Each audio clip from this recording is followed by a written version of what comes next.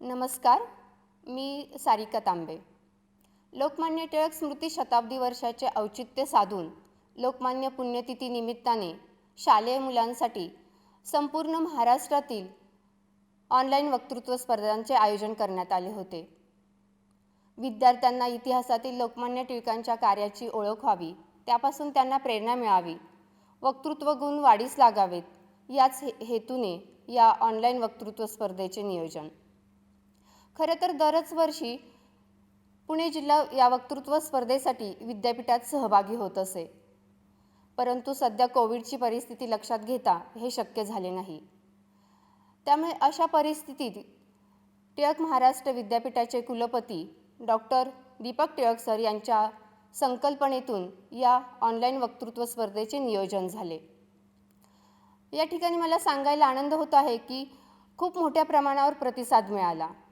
जवळजवळ 100 शाळांमधून 550 विद्यार्थी सहभागी झाले होते आणि 550 व्हिडिओ आम्हाला प्राप्त झाले. विद्यापीठाच्या कुलगुरू डॉक्टर गीताली टिळक यांच्या सहकार्यातूनच शालेय प्रसार विभागाने ही स्पर्धा यशस्वीरित्या पार पाडली. सर्व शाळांना, पालकांना, शिक्षकांना मी धन्यवाद देते. मुख्य म्हणजे सर्व स्पर्धकांचे आभार मानते. आणि दिनांक 20 आणि 21 जुलै रोजी झालेल्या या स्पर्धेचे परीक्षकांनी छान परीक्षण केले, त्यांचेही आभार मानते. वेळोवेळी मदत करणाऱ्या विद्याप्रसारक मंडळाच्या अध्यक्षा माननीय सरिता साठे मॅडम यांनाही धन्यवाद देते. तसेच टिळक महाराष्ट्र विद्यापीठाकडून सर्व स्पर्धकांना, विद्यार्थ्यांना, सर्व शाळांना मी शुभेच्छा देते. धन्यवाद. नमस्कार. टिळक महाराष्ट्र विद्यापीठाच्या शालेय प्रसार परीक्षा विभागातर्फे वक्तृत्व स्पर्धांचे आयोजन हे दरवर्षीच केलं जातं, परंतु यावर्षीच्या या वक्तृत्व स्पर्धेचं वैशिष्ट्य होतं. एक म्हणजे लोकमान्य टिळकांच्या स्मृती शताब्दी पुण्यतिथी वर्षाच्या या निमित्ताने या स्पर्धा आयोजित करण्यात आल्या आणि त्याचबरोबरीने या परिस्थितीमध्ये प्रत्यक्ष विद्यार्थ्यांना न बोलवता ऑनलाईन पद्धतीने या स्पर्धा घेण्यात आल्या. विद्यार्थ्यांनी आपापले व्हिडिओ सादर करायचे होते आणि ते व्हिडिओ पाहून त्यांचं परीक्षण केलं जाणार होतं. हे या स्पर्धेचं एक वेगळंच असं खास वैशिष्ट्य म्हणावं लागेल.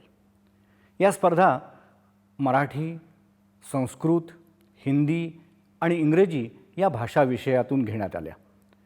या स्पर्धेसाठीचे विषय होते.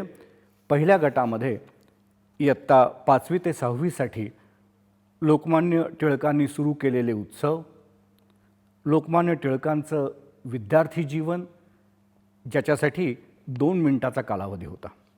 दुसऱ्या गटामध्ये इयत्ता 7वी ते 8वीच्या विद्यार्थ्यांचा समावेश होता.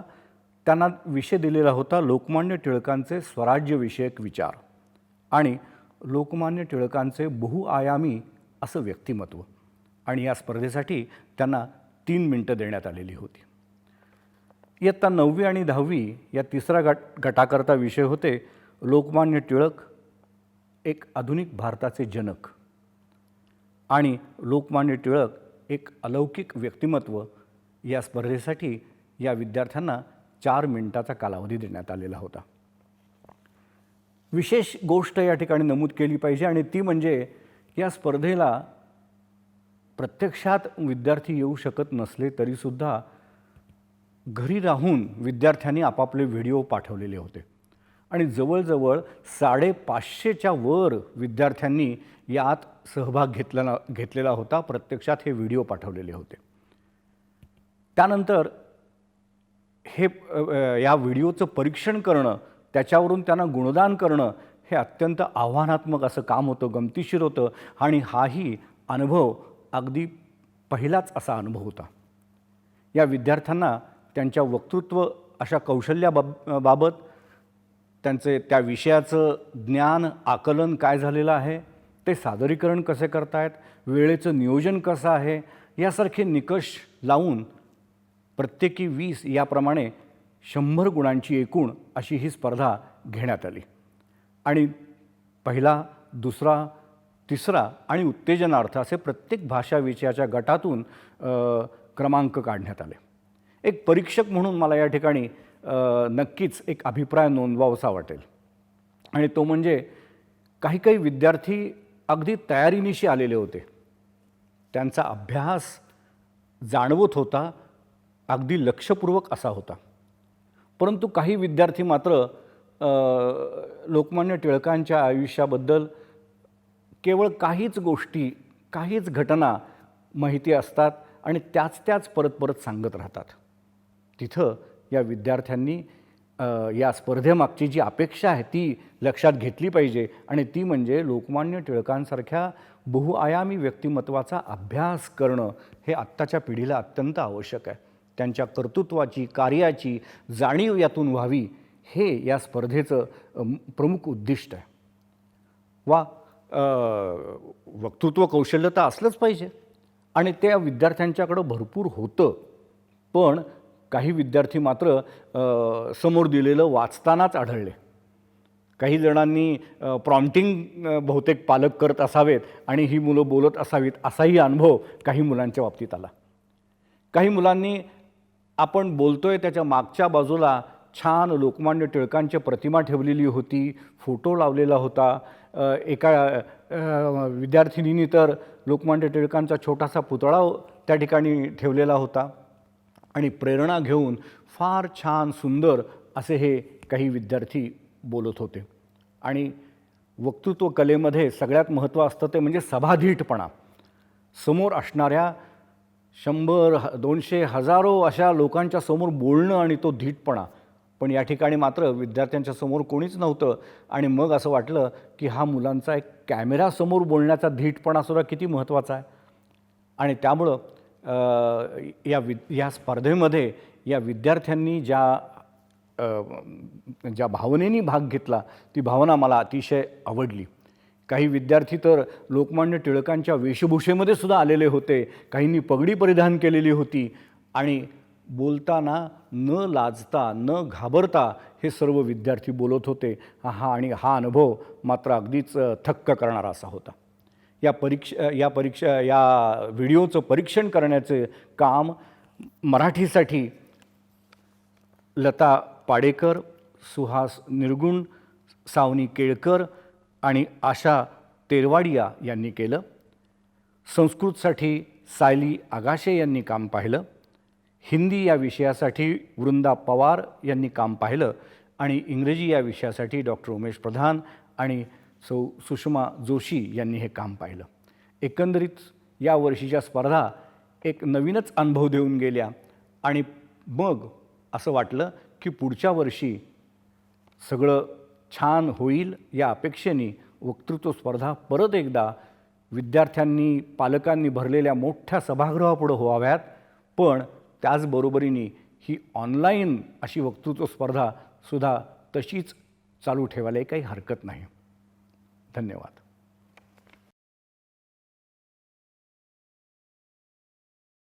स्वराज्य हा माझा जन्मसिद्ध अधिकार आहे आणि तो मी मिळवणारच, असं वाक्य कानावर पडलं की लगेच कळतं लोकमान्य टिळकांच्या भाषणाला सुरुवात झाली. पण मी आज तुम्हाला हा सर्व जीवन प्रवास सांगू शकत नाही कारण मला वेळेचं आणि विषयाचं बंधन आहे. नमस्कार, मी आदित्य जनार्दन शेळके, विद्याधाम प्रशाला शिरूर, इयत्ता 6वीचा विद्यार्थी. आपल्या सर्वांसमोर विषय मांडत आहे लोकमान्य टिळकांनी सुरू केलेले सण उत्सव. ब्रिटिश सरकारची जुलूम दडपशाही ज्यांनी केली नाही मान्य, असे ते भारतीय संतोषाचे जनक, थोर देशभक्त लोकमान्य. समाजहित आणि लोककल्याणाची होती त्यांना तळमळ.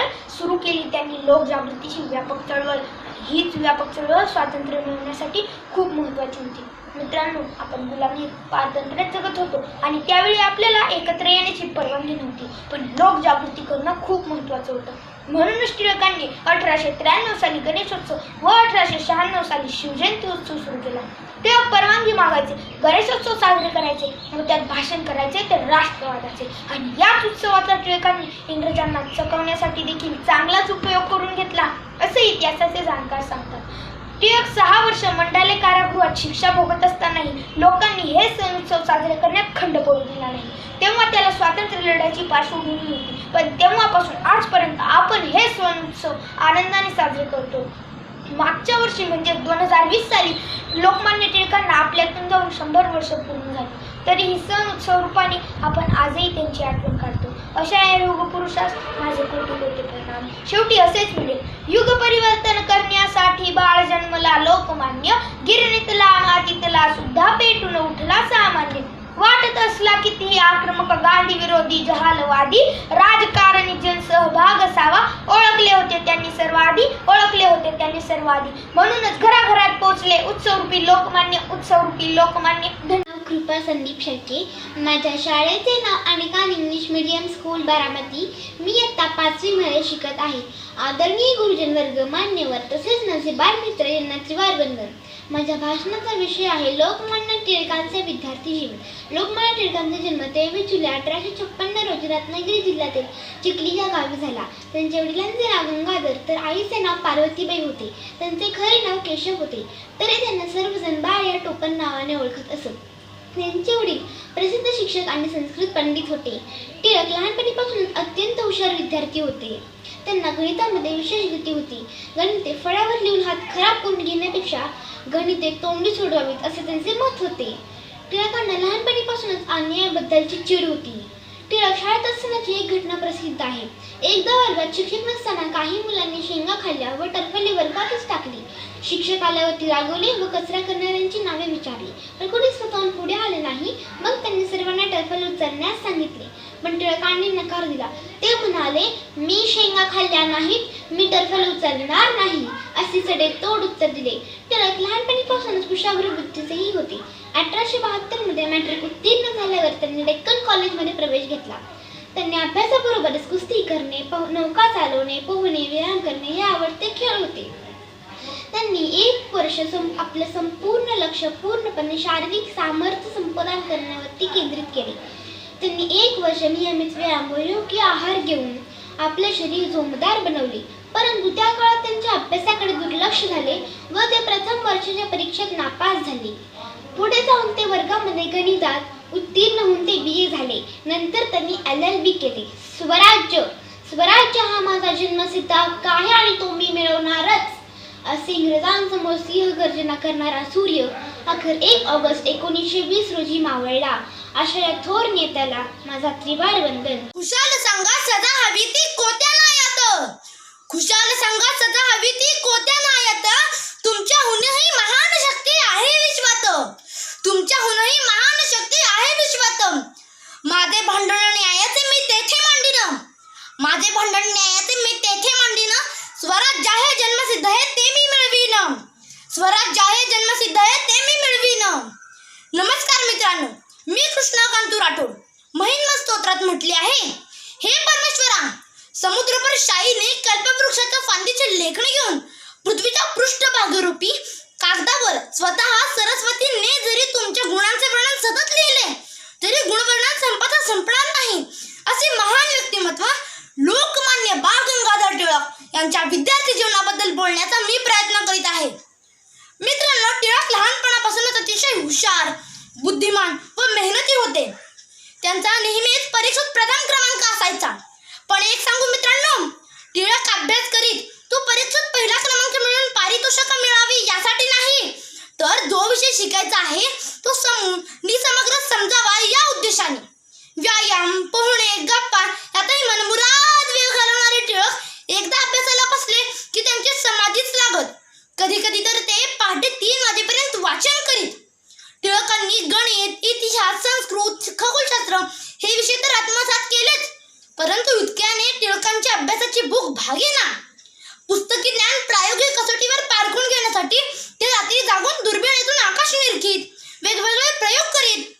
एकदा तरी त्यांनी शरीरशास्त्राचा सखोल अभ्यास करण्यासाठी मेलेल्या बैलाचे हृदय व डोळे आपल्या खोलीत आणून त्याची चीरफाडही केली. टिळक विद्यार्थी दिसत असताना ठामपणे म्हणत, माझा जन्म इतरांच्या चोपड्यांची भाषांतर करण्यासाठी नाही, तर जगाच्या ज्ञानात भर घालण्यासाठी झाला आहे. मित्रांनो, सध्या आपण सर्वजण अतिशय अवघड परिस्थितीमधून जात आहोत. जागतिक महामारीमुळे शाळा बंद आहेत आणि ऑनलाईन शिक्षण चालू आहेत. यामध्ये आपण टिळकांचा आदर्श डोळ्यासमोर घेऊन या संकटातून मार्ग काढला पाहिजे आणि यशस्वी विद्यार्थी बनण्याचा प्रयत्न केला पाहिजे. टिळकांच्या स्मृतींना अभिवादन करत मी इतकंच म्हणू इच्छितो. उदंड कर्तृत्वाचा साक्षात मेरुमणी होता. उदंड कर्तृत्वाचा साक्षात मेरुमणी होता. नररूपी अवतारलेला तो पुरुषसिंह होता. नररूपी अवतारलेला तो पुरुषसिंह होता. धन्यवाद. रसिक श्रोते हो, नमस्कार. कृष्णा पौर्णिमेच्या संगमावरील कराड माऊलीच्या कुशीत विसावलेल्या टिळक हायस्कूलमधील इयत्ता 6वी ब वर्गातील मी हर्षवर्धन विजय पाटील माझा विषय मांडत आहे, लोकमान्य टिळकांनी सुरू केलेले उत्सव. मित्रांनो, लोकमान्य टिळक म्हटलं की गणेशोत्सव आणि शिवजयंती या दोन्ही उत्सवांचा उल्लेख हमखास होतोच. इंग्रजांच्या काळामध्ये भारतीय संस्कृती लयात जात होती. लोक एकत्र येत नव्हते, म्हणून लोकसंग्रह आणि जनजागृती होणं अत्यंत गरजेचं होतं. भारतीय स्वातंत्र्य चळवळीला बळ यावे म्हणून लोकमान्य टिळकांनी आपलं पाऊल उचलले आणि 1893 रोजी गणेशोत्सवाला सुरुवात झाली. लोकमान्य टिळक राष्ट्रीय गणेशोत्सवाचे प्रणेते. तसेच भारतभर पोहोचवलेला आणखी एक उत्सव म्हणजे शिवजयंती. हे दोन्ही उत्सव भारतीय स्वातंत्र्य आंदोलनात अत्यंत महत्त्वाचे ठरले. मित्रहो, संपूर्ण महाराष्ट्राला जोडणारा धागा म्हणजे महाराष्ट्राचे आराध्य दैवत छत्रपती शिवाजी महाराज. लोकमान्य टिळकांवर महाराजांचा मोठा प्रभाव होता बरं का. म्हणूनच 1895 रोजी लोकमान्य टिळकांनी शिवजयंती हा उत्सव सुरू केला. यामागे दोन उद्देश. पहिला उद्देश म्हणजे आपल्या लोकांना इंग्रजांविरुद्ध मते मांडण्यासाठी एक व्यासपीठ उपलब्ध झाले आणि दुसरा उद्देश म्हणजे आपली लोक एकत्र आली. टिळक हे स्वतःला गणितीय विचारांचे असल्यामुळे त्यांनी लोकसंग्रह करून स्वातंत्र्याचे गणित सोडवले. शाळा, महाविद्यालय स्थापना, दौरे, भाषण या कार्यामुळे त्याचे संपूर्ण जीवनच उत्सवी बनले. स्वराज्य मिळवण्यासाठी ज्या ज्या आयुधांचा वापर करावा लागला ती आयुधं टिळकांनी मिळवली आणि वापरली. आशेचा कोणताही किरण दिसत नसताना त्यांनी लोकांना सांगितले, स्वराज्य स्वराज्य हा माझा जन्मसिद्ध हक्क आहे आणि तो मी मिळवणारच. अशा या महान युग प्रवर्तकाला माझे विनम्र अभिवादन. धन्यवाद. नमस्कार, माझं नाव आहे तांडवी योगेश देवधर. माझा विषय आहे टिळकांचे विद्यार्थी जीवन. त्यांचा जन्म रत्नागिरीमध्ये झाला आणि शिक्षण पुणे शहरांमध्ये झाले. एकदा साहेब गुरुजींनी संत हा शब्द घ्यायला सांगितला. टिळकांनी तो 3 प्रकारे दिला. गुरुजींनी एकच प्रकार बरोबर आहे असं सांगितले. टिळकांनी 3ही प्रकार कसे बरोबर आहेत ते सांगितले. त्याचा महत्त्वाचा गुण म्हणजे चिकाटी. अवघड गणिते सोडवून होईपर्यंत ते जागेवरून उठत नसतात. कॉलेजमध्ये असताना त्यांनी इंग्रजांचे वर्चस्व करू लागले. ते प्रयत्न करायला लागले. अंगी आत्मगुणांमुळे त्यांनी इंग्रजांचे प्रखर विरोध केला. त्यासाठी त्यांनी सार्वजनिक उत्सव, वर्तमानपत्र सुरू केले. अशा या तेजस्वी पुरुषाच्या जीवनापासून आपण प्रेरणा घेतली पाहिजे व देशसेवा केली पाहिजे. अशा या थोर नेत्याला माझ्या मनापासून नमस्कार. धन्यवाद. नमस्कार, मेरा नाम अनुश्री प्रसाद धारक है. मैं 6ठी कक्षा में पढ़ती हूँ. आज मैं आपको तिलक जी के द्वारा शुरू किए गए उत्सव के बारे में बताने वाली हूँ. आज पूरे देश में उत्साह से गणेश चतुर्थी मनाई जाती है. क्या आप गणेशोत्सव की शुरुआत के बारे में जानते हैं? साल 1894 में कांग्रेस के उदारवादी नेताओं की भारी विरोध की परवाह किए बिना दृढ़ निश्चय कर चुके लोकमान्य तिलक जी ने इस गौरवशाली परंपरा की नींव रख दी थी. लोकमान्य बाल गंगाधर तिलक एक महान क्रांतिकारी और राष्ट्रवादी नेता थे, जिन्होंने अपनी क्रांतिकारी विचारों के माध्यम से न ही सिर्फ लोगों में स्वशासन की इच्छा जागृत की थी, बल्कि समाज में फैली तमाम बुराइयों को दूर कर लोगों को एकता के सूत्र में बांधने के लिए गणेशोत्सव और शिवाजी समारोह समेत तमाम कार्यक्रमों को भी शुरू किया था. साल 1890 के दशक में स्वातंत्र्य आंदोलन के दौरान तिलक जी अक्सर लोगों को एकजुट करने का तरीका सोचते थे. इसके बाद ही गणेशोत्सव को घरों से निकालकर सार्वजनिक स्थल पर मनाने और हर जाति के लोगों को शामिल करने की रणनीति बनाई गई. महाराष्ट्र के पेशवाओं ने गणेशोत्सव की परंपरा शुरू की थी. इसके बाद सार्वजनिक गणेशोत्सव शुरू करने का श्रेय तिलक जी को जाता है. बाल गंगाधर तिलक जी ने जनमानस में सांस्कृतिक चेतना जगाने, अंग्रेजों के खिलाफ संदेश देने और लोगों को एकजुट करने के लिए ही सार्वजनिक गणेशोत्सव की शुरुआत की थी। गणेशोत्सव की परंपरा शुरू करने में लोकमान्य बाल गंगाधर तिलक जी को काफी मुश्किल और विरोध का सामना करना पड़ा था। अंग्रेजों से भारत को आजादी दिलाने में सार्वजनिक गणेशोत्सव लोगों को एकजुट करने का जरिया बना। अंग्रेजों के खिलाफ लोगों की एकजुटता के लिए तिलक जी ने धार्मिक मार्ग चुना। लोकमान्य बाल गंगाधर तिलक जी के देश के लिए किए गए त्याग और बलिदान को कभी नहीं भुलाया जा सकता। यह राष्ट्र हमेशा उनके कृतज्ञों का ऋणी रहेगा। ऐसे महान युग पुरुष का भारत में जन्म लेना गौरव की बात है। धन्यवाद। नमस्कार, मेरा नाम आर्या वैभव धोबाड़ा है। मैं कक्षा 5वीं में पढ़ती हूँ। मेरे स्कूल का नाम है विद्या प्रतिष्ठान इंग्लिश मीडियम स्कूल बिल्ट बिगवर। मैं आज आपको लोकमान्य तिलक द्वारा शुरू किए गए उत्सव इस विषय पर बोलना चाहूंगी। गणपति बप्पा मोरया, ये आवाज सुनते ही सारे लोगों में जोश भर जाता है। लेकिन आपको पता है इस सार्वजनिक गणेश उत्सव की शुरुआत कैसे हुई? आजकल लोग ये सार्वजनिक गणेश उत्सव इतने धूमधाम से मनाते हैं। इसकी शुरुआत लोकमान्य बाल गंगाधर तिलक जी ने की। लोकमान्य बाल गंगाधर तिलक जी ने जन जागृति के कार्यक्रम पूरा करने के लिए गणेश उत्सव तथा शिवाजी उत्सव महाराष्ट्र में सप्ताह भर मनाने का प्रारंभ किया। इस त्योहारों के माध्यम से जनता में देश प्रेम और अंग्रेजों के अन्याय विरुद्ध लड़ने की प्रेरणा मिली। इसलिए उन्हें काफी मुश्किल और विरोध का सामना करना पड़ा। फिर भी उन्होंने 1894 में इस गौरवशाली परंपरा की नींव रखी थी। 1890 के दशक के दौरान तिलक अक्सर चौपाटी पर समुद्र के किनारे जाकर बैठते थे और सोचते थे कि कैसे लोगों को एकजुट किया जाए। एक दिन उनके दिमाग में विचार आया, क्यों ना गणेश उत्सव घरों से निकलकर सार्वजनिक स्थान पर मनाया जाए। इस वजह से सारे जाति के लोग इस त्योहार में शिरकत कर सके। विघ्नहर्ता गणेश पूजा भारत में प्राचीन काल से होती रही है और सार्वजनिक स्थल पर यह त्योहार शुरू करने का श्रेय सिर्फ तिलक जी को ही मिलता है। आखिर में मैं इतना ही कहना चाहूंगी, स्वतंत्रता सेनानी थे वो, स्वतंत्रता सेनानी थे वो, जिसको मिला लोकमान्य का उपनाम, तिलक था उनका नाम। थे वो बुद्धिमान और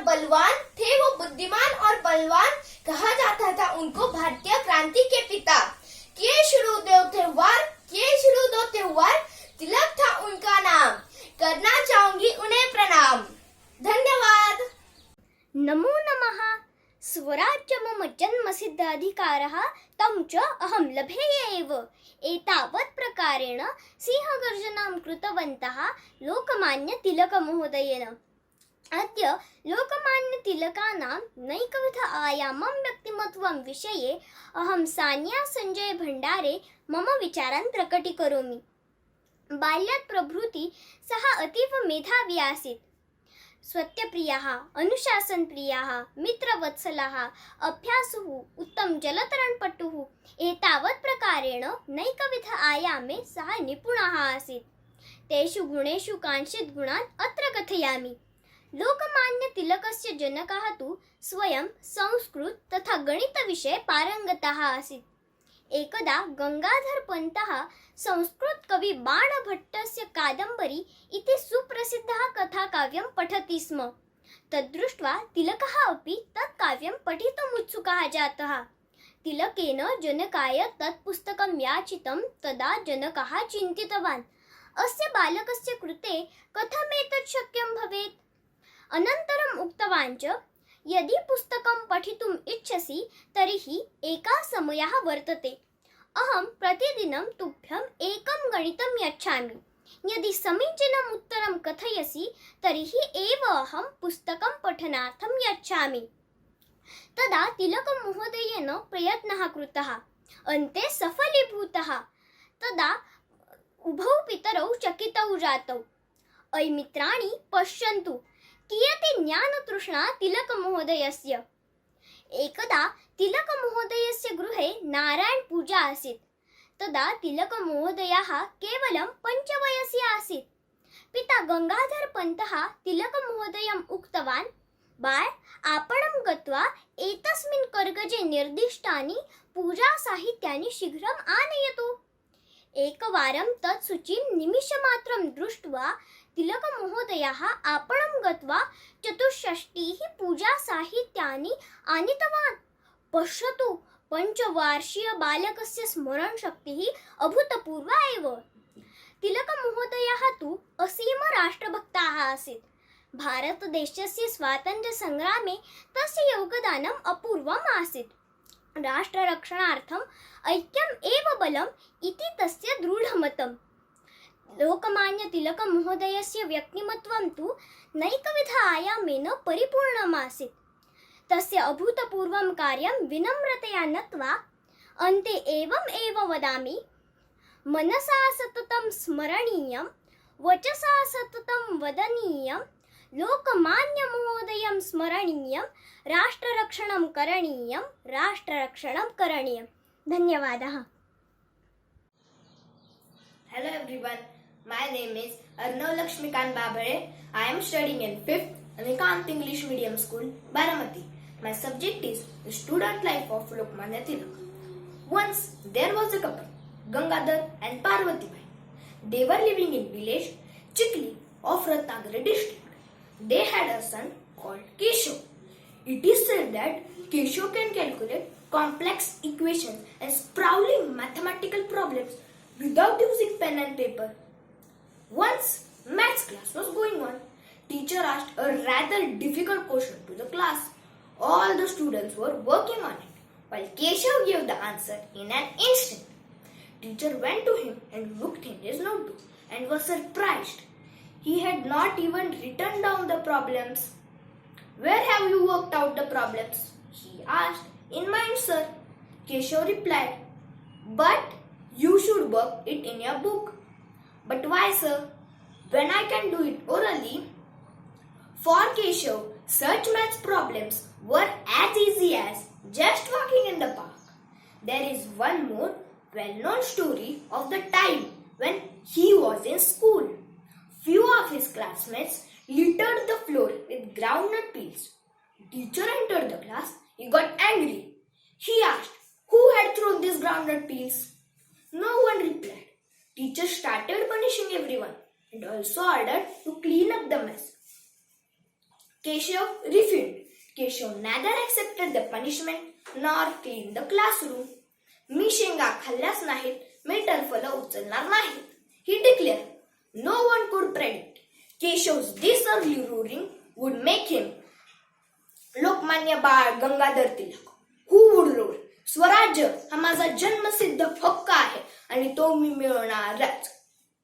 This was the child who became the leader of extremist party to fight against British and win India's freedom. Thank you. Hello friends, my greetings to one and all. I am Avni Dilip Gorkar, a 5th grade student of Jnana Prabodhini Prashala, Pune. It gives me immense pleasure to express my views about Lokmanya student life. I was always curious to know what all did he practice that made him a fearless and multifaceted person, and most importantly, Lokmanya. It is stories from his childhood that shape up the foundation of his legacy and add color to the portrait we have of him. Well, let's see how he was as a child and as a student. As the famous Sanskrit Subhashita goes, Namami Sharadam Devim Vidyarambhe Sumangala Narastasya Prasadena Pandityam Labhate Sada. Bal was a hardcore devotee of Saraswati Devi and blessed with extraordinary brilliance. His father tutored him in Sanskrit and mathematics at home.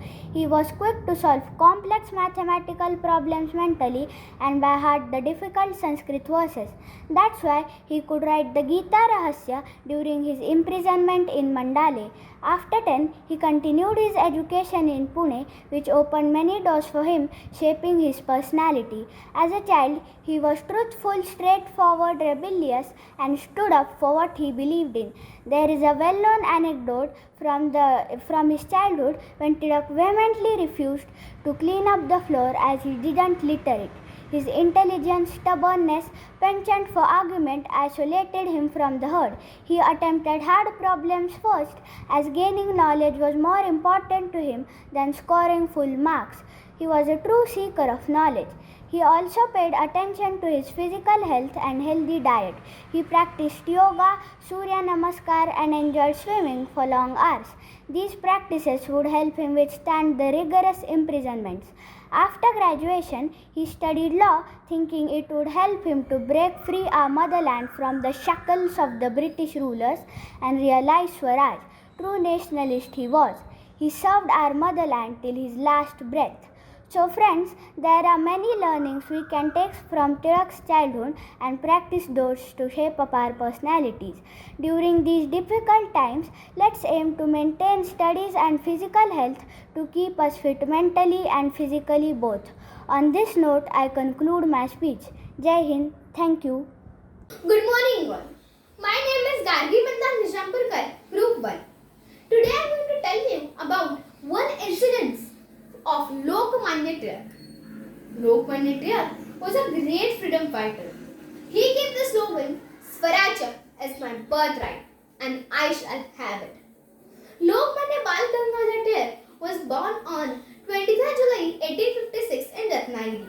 His father, Gangadhar Ramchandra Tilak, was a Sanskrit scholar and a famous teacher. Lokmanya Tilak was a brilliant student and he was very good in mathematics. Since childhood, Tilak had an intolerant attitude towards injustice. He was truthful and straightforward in nature. Those were the days of his schooling in the primary school at Ratnagiri for Bal. One afternoon, the teacher entered the class and found a groundnut shell scattered everywhere in the classroom. Naturally, he grew angry. He took his cane and asked, "Who scattered the groundnut shells like this?" No one confessed. "Who ate the groundnuts?" There was silence in the class. The teacher lost his temper and decided to give each boy 2 cuts with his cane on their hands. When Bal's turn came, Bal did not hold out his hand. He said, "I have not eaten the groundnuts, so I will not receive the cuts." "Then who ate the groundnuts?" "10. I have heard that carrying cuts is bad, so I won't tell."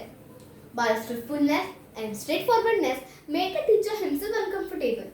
He became angry too. He sent Bal out of the school. Next day, Bal's father, Gangadhar Panta, received a complaint against his son. Next day, both of them went to the school. Gangadhar Panta said what his son was saying was true, and he was not in the habit of eating anything outside his home. Bal's nature only was to protest against injustice. Because of his nature, he stood against British government in Indian freedom struggle. Thank you.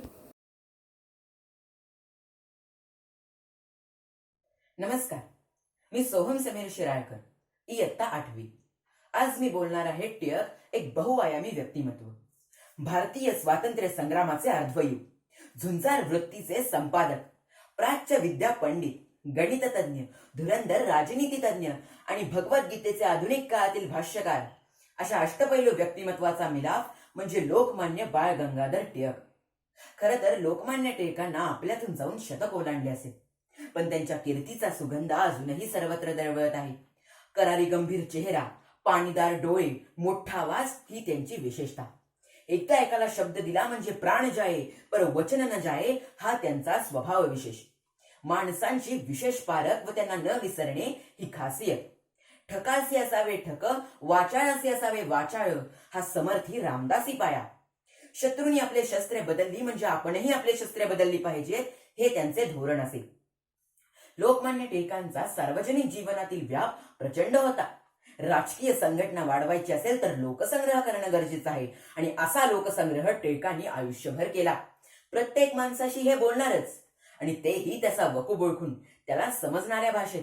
म्हणूनच तर त्यांना अफाट लोकप्रियता लाभली.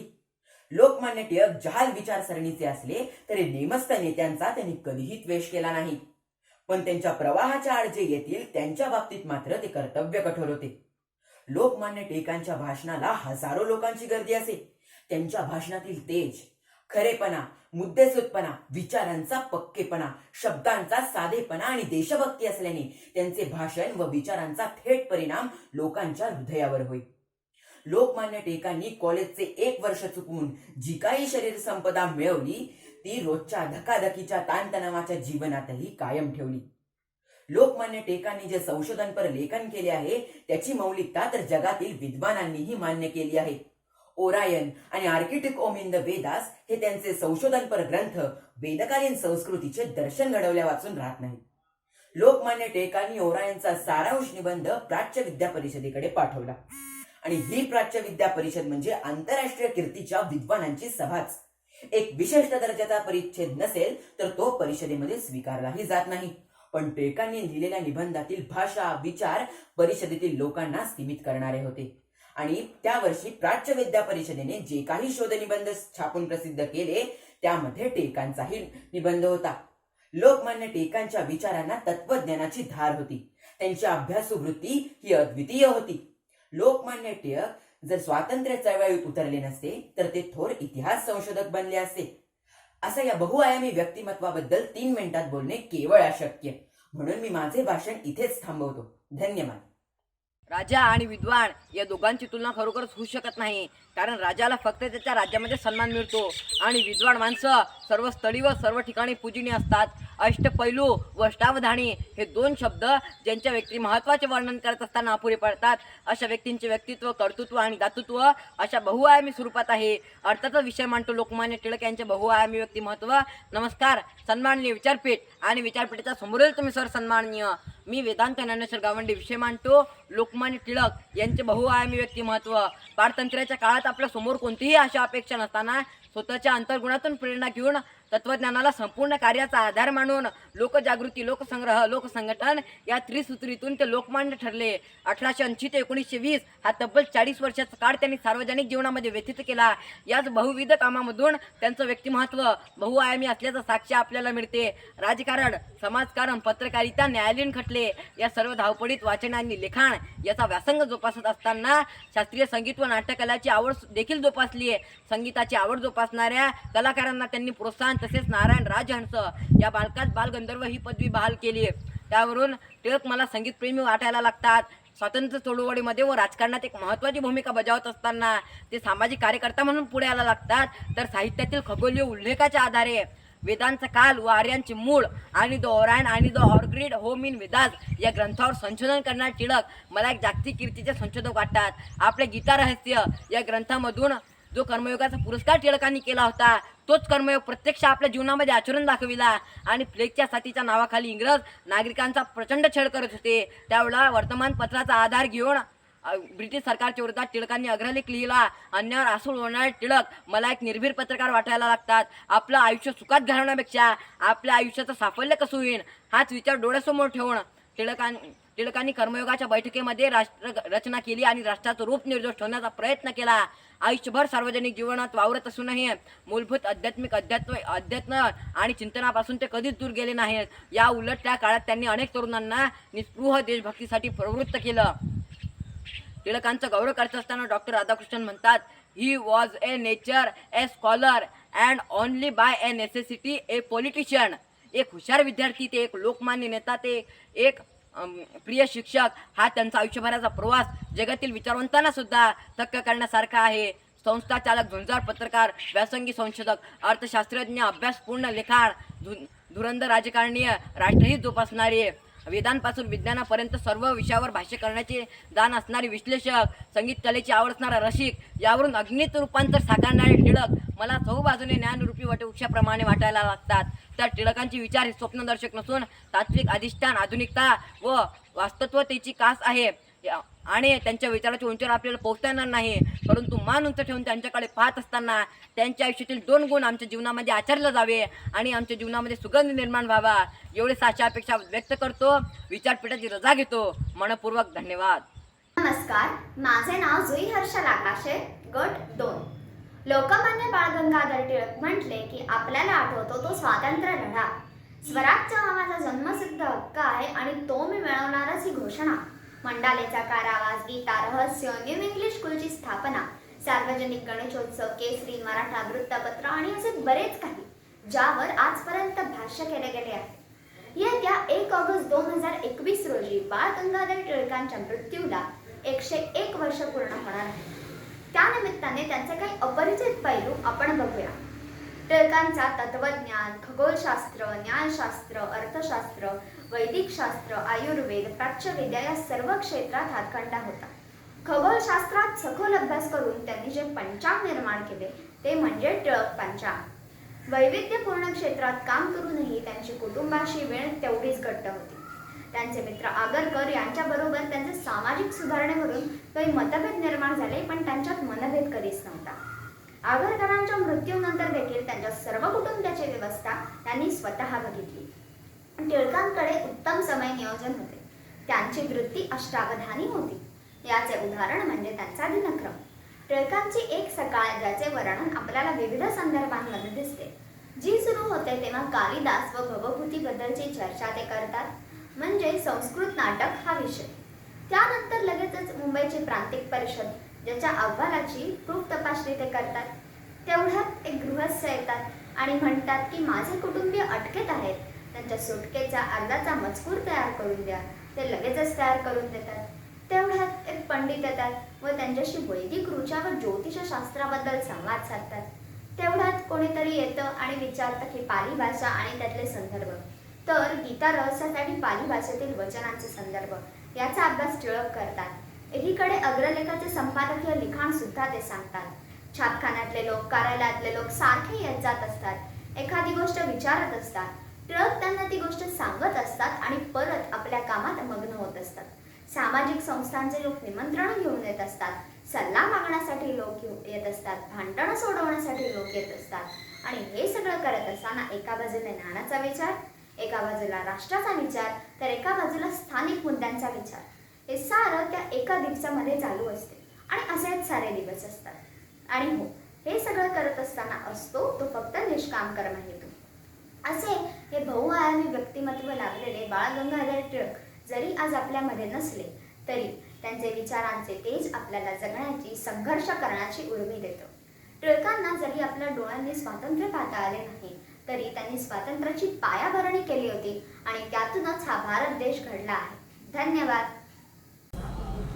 रसिक श्रोते हो, नमस्कार.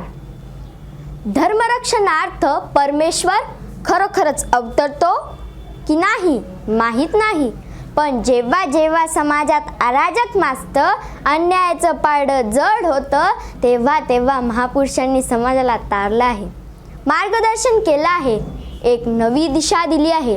लोकमान्य टिळक असेच एक महापुरुष होते. त्यांनी इंग्रजाच्या जुलमानं गलित गात्र झालेल्या समाजात चैतन्य निर्माण केले.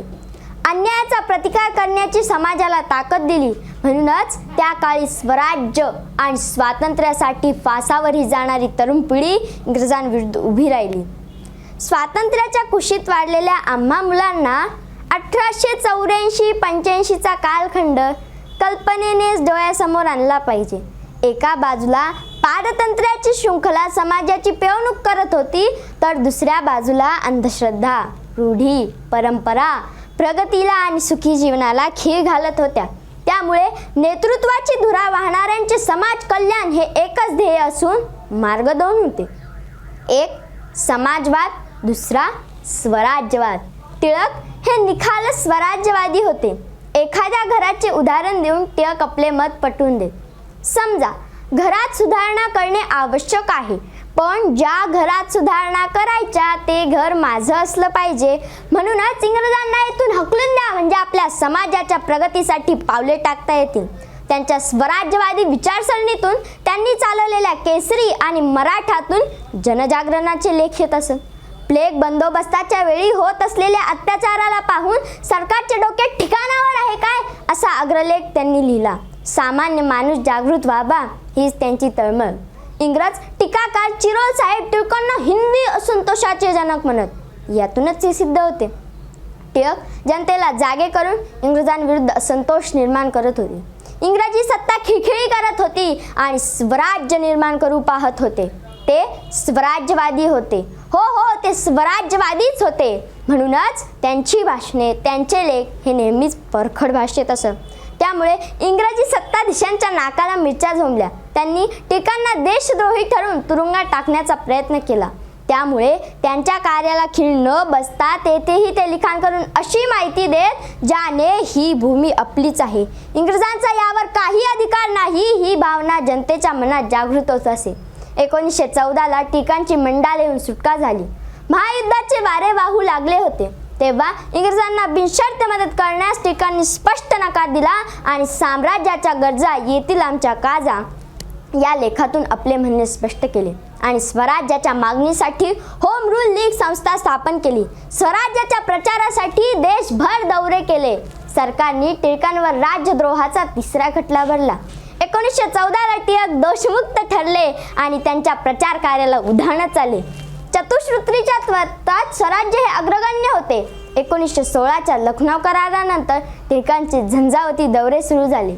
त्यांनी बेळगावच्या मुक्कामात केलेली गर्जना भारतीय स्वातंत्र्य संग्रामाची स्फूर्तिवचन ठरली.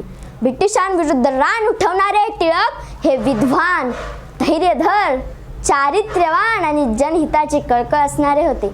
हा राष्ट्रपुरुष ब्रिटिश सत्तेचा कर्दनकाळ ठरला. त्यांनी निर्भयपणे केलेली स्वराज्याची घोषणा आजही आपणास स्फूर्ती देते. अशा या महान स्वराज्यवादी युगपुरुषास माझे त्रिवार वंदन. धन्यवाद. नमस्कार. आदरणीय व्यासपीठ आणि सन्माननीय परीक्षक, मी साजिरी कुंभार. मी लाहोटी कन्या प्रशाला कराड येथे 8वीच्या वर्गात शिकते. डोईवर पगडी खुले तांबडी लाल, ही पिकली मिरची दिसेची काय जहाल. अंगात घातला अंगरखा भरदार, की सजला कोणी शिलेदार सरदार. ओठांवरी झुपके शोभती काळे करडे, उग्रता मुखाची बघता हृदय धडाडे. हा कोण ओळखा कोणाचे हे ध्यान, हे स्वराज्य मंत्रा देश कोण महान. हे स्वराज्य मंत्रा देश कोण महान. भारताच्या पावनभूमीवर अनेक महापुरुषांनी जन्म घेऊन देशासाठी व समाजासाठी अहोरात्र कार्य केले. त्यांच्या सेवेचा वसा व वारसा आजही देशवासियांसाठी आदर्श व दिशादर्शक ठरलेला आहे. भारत मातेला स्वराज्य या मंत्राची ओळख करून देणाऱ्या या महामानवाचे नाव आहे लोकमान्य बाळ गंगाधर टिळक. चला तर मग आज या स्पर्धेच्या निमित्ताने आपण जाणून घेऊयात लोकमान्य टिळकांचे बहुआयामी व्यक्तिमत्व. धुरंधर राजकारणी, निर्भीड पत्रकार, स्वराज्याचे पुरस्कर्ते, जहाल मतवादी आणि व्यासंगी असे टिळकांचे बहुआयामी व्यक्तिमत्व होते. लोकमान्य म्हणजे समग्र क्रांती घडवणारा आदर्श लोकनेता. आदर्श हे नेहमी स्फूर्ती देतात. ज्यांनी अनेक पिढ्यांना स्फूर्ती दिली आणि देत राहतील असा तेजोमय राष्ट्रपुरुष म्हणजे लोकमान्य टिळक. निद्रिस्त भारतीय समाजाला जागे करून त्यांच्या स्वातंत्र्याचे स्फुल्लिंग निर्माण करणारे टिळक हे खऱ्या अर्थाने भारतीय संतोषाचे जनक होते. स्वाभिमानाचे मूर्तिमंत उदाहरण म्हणजे लोकमान्य टिळक. आपण पत्करलेले देशसेवेचे व्रत हे खडतर आहे हे जाणून घेऊन त्याचा ध्यास घेणारे ते नेते होते. लोकमान्य होण्यासाठी बाळ जन्मावा लागतो. सामान्यांचे असामान्यत्व कार्यरत झाल्यानंतरच त्यांना लोकमान्यता मिळते. टिळकांनी स्वराज्य या शब्दाभोवती लोकभावनेचे वादळ उभा केले. मुलाचे चालीने चालावे, मुलाचे मनोगत ऐकावे, तैसे जनास शिकवावे हळूहळू.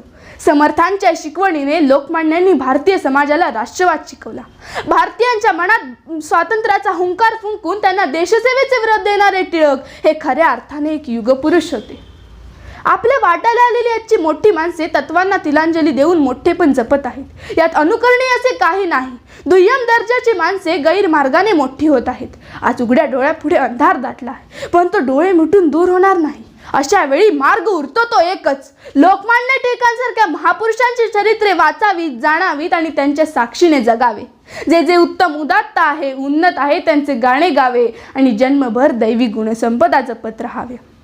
लोकनेतृत्व व लोकमान्यता लाभण्यासाठी व्यक्तीच्या ठायी लोकोत्तर गुणवत्ता असावी लागते. आदर्श नेता धैर्यवान, बुद्धिमान आणि स्वार्थत्यागी असावा लागतो. बुद्धिमान व्यक्ती नीतिमान असणे, नीतिमान व्यक्ती धैर्यवान असणे आणि धैर्यवान व्यक्ती त्यागी असणे खरोखरच शक्य आहे का? या प्रश्नांची उत्तरे इतिहासाला न अडखळता देता यावीत यासाठीच नियतीने काही माणसे जन्माला घातली. लोकमान्य टिळक हे अशा व्यक्तींपैकीच एक होते. धन्यवाद. मी विराज विक्रमदेवडे, इयत्ता 7वी, मुक्काम पोस्ट नॉर्वे, तालुका खंडाळा, जिल्हा सातारा. भाषणाचा विषय लोकमान्य टिळकांचा स्वराज्यविषयक विचार. स्वराज्य हा माझा जन्मसिद्ध काय आणि तो मी मिळवीनच. ही सिंहगर्जना घनगर्जना न केसी भारतीय असंतोषाचे जनक सरकारचे डोके ठिकाणा एका असे विचारणाऱ्या लोकमान्य टिळकांनी केली. आणि त्याने आपलं जात म्हणून LLB झाल्यावर ब्रिटिशांचे शेत शिरले असते, तर ब्रिटिशांचे खजिना पगार रूपाने भेटू शकले असते आणि 10च्या वर्षावर लोळले असते. परंतु त्यांनी त्याऐवजी विष्णू शास्त्री चिपळूणकरांच्या न्यू इंग्लिश स्कूलमध्ये ते बिनपगारी नोकरीवर रुजू झाले आणि पुढे गोपाळ गणेश आंबेडकरांबरोबर फर्ग्युसन कॉलेज सुरू केले. शहाणे करून सोडावे सगळेजण लोक जागृत व्हावेत म्हणून शिवजयंती एकोणीसोत्सव त्यांनी सुरू केले आणि मूळ ध्येयाप्रत जाता म्हणून अहोरात्र स्वराज्य स्वातंत्र्य प्राप्तीचा ध्यास त्यांनी जपला. आम्ही महाराष्ट्र संत वाळूपाळातंत्र करू मातृभू स्वतंत्र स्वतंत्र सुविधेत जागृत नागरिक तयार व्हावेत म्हणून कॉलेज बरोबरच केसरी व मराठा ही वर्तमानपत्रे त्यांनी सुरू केली. 1896च्या दुष्काळातही त्यांनी प्रचंड काम केले. शेतकऱ्यांसाठी व जनतेसाठी स्वस्त धान्याची दुकाने त्यांनी त्या काळी सरकारला उघडण्यास भाग पडली. टिळक शेतकऱ्यांचे नेते हे त्या काळी अनेक ब्रिटिश अधिकाऱ्यांनीही मान्य केले होते. आमच्या जमिनीवरील सारा माफ करा, गावाच्या आसपास रोजगार उपलब्ध करून द्या, त्या काही रूपाने शेतीच्या कामासाठी कर्ज द्या असे अर्ज टिळकांनी स्वयंसेवकामार्फत शेतकऱ्यांना पाठवण्यास सांगितले. फॅमिन रिलीफ कोर्ट मध्ये या 3 कलमांचा अंतर्भाव करून घेतला. बंदुकीच्या बंदोबस्तात शेतकऱ्यांच्या सभा होऊ लागल्या तेव्हा टिळकांनी सरकारच्या दांडगाईत आम्ही जुमानता कामा नये असे सांगून शेतकरी लढे उभारून स्वातंत्र्याप्रत स्वराज्याप्रत शेतकरी उभा केला. शेतकरी आपला व आपण शेतकऱ्याचे अशी धारणा त्यांची होती. म्हणून शेतकरी टिळक महाराज की जय बोलू लागला. जनतेच्या संतापाचा कडेलोट झाला आहे. देशाचे दुर्दैव हा असा ते अग्रलेख. या सर्व अग्रलेखांमुळे न्यायमूर्ती दावल टिळकांना 6 वर्षाची काळ्या पाण्याची शिक्षा दिली. त्यावेळेस स्थितप्रज्ञ टिळक जणू काही उच्चारले, खुशाल सांगा सजा हवी ती कोट्या न्यायात, तुमच्याहूनही महान शक्ती आहे विश्वात. माझे भांडण न्यायाचे मी तेथे मांडीन. कदाचित ईश्वराची इच्छा असेल की मला मिळालेल्या शिक्षेमुळे मी अंगीकारलेल्या कार्याला उर्जितावस्था यावी. टिळकांनी न्यायासनासमोर उच्चारलेल्या वचनात सागराचे गांभीर्य, अमृताचे अमृतत्व, गगनाचे अनंतत्व आणि सूर्याची तेजस्विता या गोष्टी प्रतिबिंबित झाल्या होत्या. न्यायमूर्ती दावा यांनी दिलेली शिक्षा भोगत असताना पत्नीच्या निधनाबद्दल धोंडपंत नेते लिहितात, मी पुरता हादरून गेलो आहे. तिच्या मरणकाळी मी जवळ नाही, इतकेच नव्हे तर तुरुंगात असावे याचे फार दुःख वाटते. ही भीती मला राहून राहून वाटत होती. हे उदास विचार सांगून मी तुम्हाला अधिक कष्टी करू इच्छित नाही. माझ्या जीविताचा एक भाग समाप्त झाला. तिची उत्तरक्रिया याचा स्नान करावी. मी नसल्यामुळे मुलांना अतीव दुःख झाले असेल. त्यांना सांगा, या दुःखामुळे विद्येची हानी होऊ देऊ नका.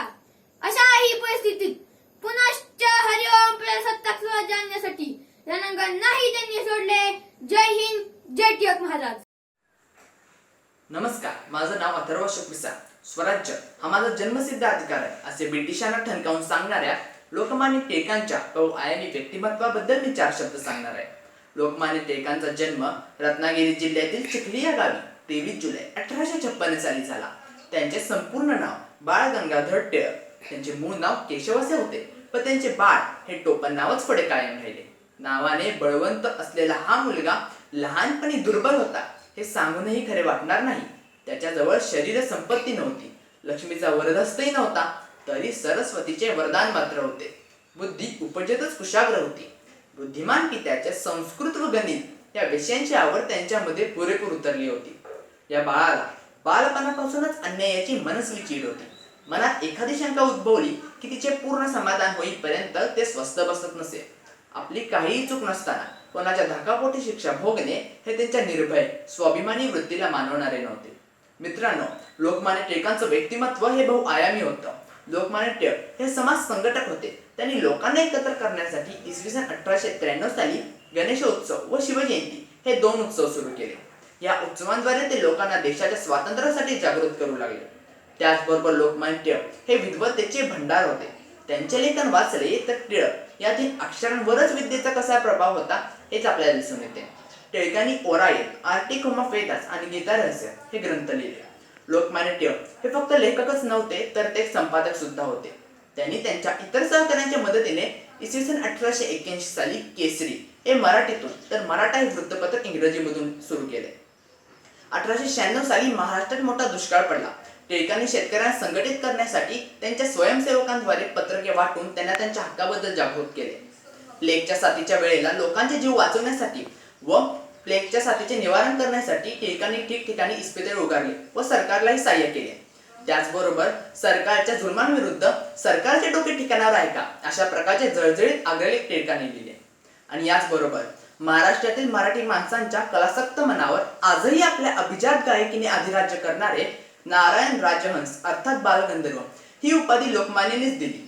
तरुणपणी शरीर संवर्धनासाठी आखाड्यातील कुस्ती, लाठीकाठी, तलवारबाजी, घोडेस्वारी याबरोबरच शिक्षक, प्राध्यापक, कायदेतज्ञ, साहित्य, संगीत, समाजकारण आणि राजकारण या सर्व क्षेत्रांमध्ये कार्य करताना देखील अजन्म देशाच्या स्वातंत्र्याला प्राधान्य देऊन प्रचंड लोकसंग्रह निर्माण करून लढा उभे करू शकले. याचे कारण टिळक हे बहुआयामी असल्यामुळेच लोकमान्य पदावर पोहोचले. अशा टिळकांच्या चरणी माझी शब्द सुमनांजली समर्पित करताना म्हणावेसे वाटते, स्वातंत्र्याचा मंत्र गर्जुनी दिधला माते. धन्य ते टिळक शूर नेते, धन्य ते टिळक शूर नेते. धन्यवाद. नमस्कार सभी सम्मान्य जनों को मेरा प्रणाम. मैं new era English school Govind Nagar Nashik की छात्रा बोल रही हूँ. मेरा नाम अर्पिता देवतवाल है और मैं 8वीं कक्षा में पढ़ती हूँ. आज मैं आपको लोकमान्य बाल गंगाधर तिलक जी के बारे में थोड़ी जानकारी देना चाहती हूँ. गणपति बप्पा मोरया, मंगल मूर्ति मोरया. दोस्तों, हम सबको पता है हम हर साल गणेश उत्सव बड़े धूमधाम से मनाते हैं, लेकिन आपने कभी ये सोचा है हम ये क्यों मनाते हैं? गणपति महोत्सव को शुरू करने वाले लोकमान्य तिलक जी है. उनका मानना था कि लोग आपस में आकर अपने विचार बांटे. वह एक भारतीय राष्ट्रवादी, शिक्षक, समाज सुधारक, वकील और एक स्वतंत्रता सेनानी थे. उन्हें हिंदू राष्ट्रवाद का पिता भी कहा जाता है. लोकमान्य तिलक जी को बचपन में बाल गंगाधर तिलक जी के नाम से जाना जाता था. बाल गंगाधर तिलक जी का जन्म 23 जुलाई साल 1856 को महाराष्ट्र के रत्नागिरी के चिखली गांव में हुआ था. उनकी माता का नाम पार्वतीबाई और पिता का नाम गंगाधर पंत था, जो कि एक शिक्षक थे. लोकमान्य तिलक जी बचपन से एक बुद्धिमान छात्र थे. उन्हें किताबें पढ़ना भी बड़ा पसंद था. उन्होंने अपनी पढ़ाई पुणे के डेक्कन कॉलेज से पूरी की. उन्होंने कुछ समय के लिए स्कूल और कॉलेजों में गणित यह विषय भी पढ़ाया. उन्होंने 2 समाचार पत्र केसरी और मराठा की भी शुरुआत की. अंग्रेजों के खिलाफ आवाज उठाने पर उन्हें कई बार जेल जाना पड़ा. जब वे 6 साल के लिए मंडाले के जेल में थे, उन्होंने गीता रहस्य नामक पुस्तक भी लिखी. उन्होंने सर्वप्रथम यह नारा दिया कि स्वराज्य मेरा जन्मसिद्ध अधिकार है और मैं इसे लेकर ही रहूंगा. तिलक जी अपने क्रांतिकारी विचारों के लिए भी जाने जाते हैं. भारत को स्वतंत्रता दिलाने वाले महापुरुषों में से लोकमान्य तिलक जी का नाम बड़े आदर और श्रद्धा से लिया जाता है. उन्होंने शिवाजी जयंती और गणपति महोत्सव जैसे सार्वजनिक उत्सव भी मनाना शुरू किया. लोकमान्य तिलक जी भारतीय स्वतंत्रता संग्राम के महान स्वतंत्रता सेनानी थे. उनके अच्छे कर्म और अच्छे विचारों की वजह से लोगों ने उन्हें लोकमान्य यह पदवी दी. लेकिन 1 अगस्त साल 1920 को 64 वर्ष की आयु में इनका निधन हो गया. तिलक जी की मृत्यु पर महात्मा गांधी ने कहा था, हमने आधुनिक भारत का निर्माता खो दिया. ऐसे महान पुरुष को हमारा सादर नमन. धन्यवाद. नमो नमः. मम नाम हसबनीस्कुलोत्पन्नः गोवर्धनतनयः श्रीनिवासकुमारः अस्ति. मम पाठशाला नाम सिटी हाईस्कूल सांगली. मम विषयः लोकमान्यतिलकः आधुनिकभारतस्य जनकः. बालगंगाधर तिलकः महान् राष्ट्रभक्तः. भारतस्य स्वातन्त्र्यसङ्ग्रामे प्रमुखः नेता आसीत्. स्वतन्त्रतायाः आन्दोलनस्य प्रसङ्गे सः अघोषयत्, स्वराज्यम् अस्माकं जन्मसिद्धः अधिकारः, तस्य प्राप्तेः अनन्तरमेव मम विरामः इति. समाचारपत्राणां प्रकाशनं सम्पादनं च कृत्वा सः देशसेवां करोति स्म. अयं भारतीयः राष्ट्रवादी समाजोत्थापकः स्वातन्त्र्ययोद्धा च. भारतीयप्रज्ञायां सम्पूर्णस्वराज्यप्राप्तेः आशा एतेनैव अङ्कुरितः. अनेन एतं राष्ट्रीयतावादस्य पितामहः इति कथयन्ति स्म. पाश्चिमात्यशिक्षाक्रमः भारतीयसनातनपरम्परां दूषयति, अपि च भारतस्य विद्यार्थिषु हीनभावं जागर्ति इति निश्चित्य अस्य आधुनिकशिक्षणप्रणाल्याः विरोधम् अकरोत्. सः पुणेनगरे डेक्कन् एजुकेशन् सोसैटी इति शालाम् उपाक्रमत्. तिलकमहोदयेन उपक्रान्तः केसरी इति मराठीभाषायाः वार्तापत्रिका अतिशीघ्रं प्रसिद्धा अभवत्. अस्यां पत्रिकायां जनाः स्वाभिप्रायान् प्रकटयितुम् अर्हन्ति स्म. बालगंगाधर तिलकः मूलतः अद्वैतवेदान्तस्य प्रतिपादकः. अद्वैतसिद्धान्तस्य ज्ञानादेव तु कैवल्यम् इति वचने तस्य विश्वासः नासीत्. अतः तस्मात् पूरकं कर्मयोगं तत्र योजितवान्. विवाहस्य वयसः कनिष्ठमानः इत्यादीनि सामाजिकपरिवर्तनानि आनीतवान्. मद्यपाननिषेधस्य विषये तस्य अतीव प्रमतिः आसीत्. शिक्षायाः राजकीयस्य च जीवनविषये अस्य चिन्तनानि प्रभावयुतानि आसन्। तिलकमहोदयस्य अतिमहत् योगदानं नाम सार्वजनिकगणेशोत्सवः। 12 दिनानि अयं सार्वजनिकगणेशोत्सवः सर्वैः मिलित्वा आचर्यते। स्वायत्तं धार्मिकाचरणं सङ्घटनस्य व्याजेन सार्वजनिकोत्सवत्वेन परिवर्तितवान्। एतम् उत्सवम् अवलम्ब्य एव जननायकाः जनसम्पर्कम् अकुर्वन्। तिलकमहोदयेन आरब्धा इयम् उत्सवपरम्परा इदानीमपि विशेषतः महाराष्ट्रराज्ये अस्ति। तिलकमहोदयः परदेशीयवस्तूनि तिरस्कृत्य स्वदेशीयवस्तूनि उपयुक्तं जनजागरणं कृतवान्। तदानीम् एतत् स्वदेशीयान्दोलनं विशेषरूपेण जनेषु देशभक्तिं समवर्धयत्। स्वातन्त्र्यान्दोलनं सामान्यजनानां समीपं नीत्वा अयं तिलकमहोदयः स्वातन्त्र्यसमरस्य जनकः इत्येव प्रथितः। भारतीयसंस्कृतेः इतिहासस्य धर्मस्य लेखनेन सामान्यजनाः प्रभावितानि अस्ति। यदा बालगङ्गाधर तिलकः दिवङ्गतः तदा सम्मिलितानि 2 लक्षजनानां मध्ये गान्धीमहात्मा उक्तवान् यत् अयम् आधुनिकभारतस्य जनकः इति। तिलकमहोदयस्य सम्पूर्णं जीवनं राष्ट्रविचारार्थं राष्ट्रकार्यार्थं च आसीत्। आधुनिकभारतस्य उन्नतिबीजाः तस्य विचारे कार्ये एव प्राप्ताः। अत एव सः एव आधुनिकभारतस्य जनकः इति मे दृढं मतं। धन्यवादः। यथा चतुर्भिः कणकं परीक्षते निघर्षणेन तापताडनैः तथा चतुर्भिः पुरुषः परीक्षते श्रुतेन शीलेन गुणेन कर्मणा। नमो नमः आचार्य। मम नाम सिमरन नागाळे। मम निबन्धनामः लोकमान्य तिलकः आधुनिक भारतस्य जनकः। लोकमान्य बालगङ्गाधर तिलकः भारतदेशस्य महान् नेता आसीत्। सः 658 क्रिस्ताब्दे रत्नागिरीनगर्यां जन्म लभत। बाल्यात् प्रवृत्तिः सः वृषं बुद्धिमान् चतुरः शूरः च आसीत्। स्वराज्यं मम जन्मसिद्धाधिकारः तं च अहं लभेयैव इति तस्य वाक्यं प्रसिद्धमेव। केसरी, मराठा चैति 2 वृत्तपत्रैः सः प्राचालयत्। समाचारपत्राणां प्रकाशनं सम्पादनं च कृत्वा सः देशसेवाः करोति स्म। बहुवारं कारागारवासम् अनुभूतवान्। सः संस्कृते विद्वान् आसीत्। अयं भारतीय राष्ट्रवादी समाजत्यापकः स्वातन्त्र्ययोद्धा च।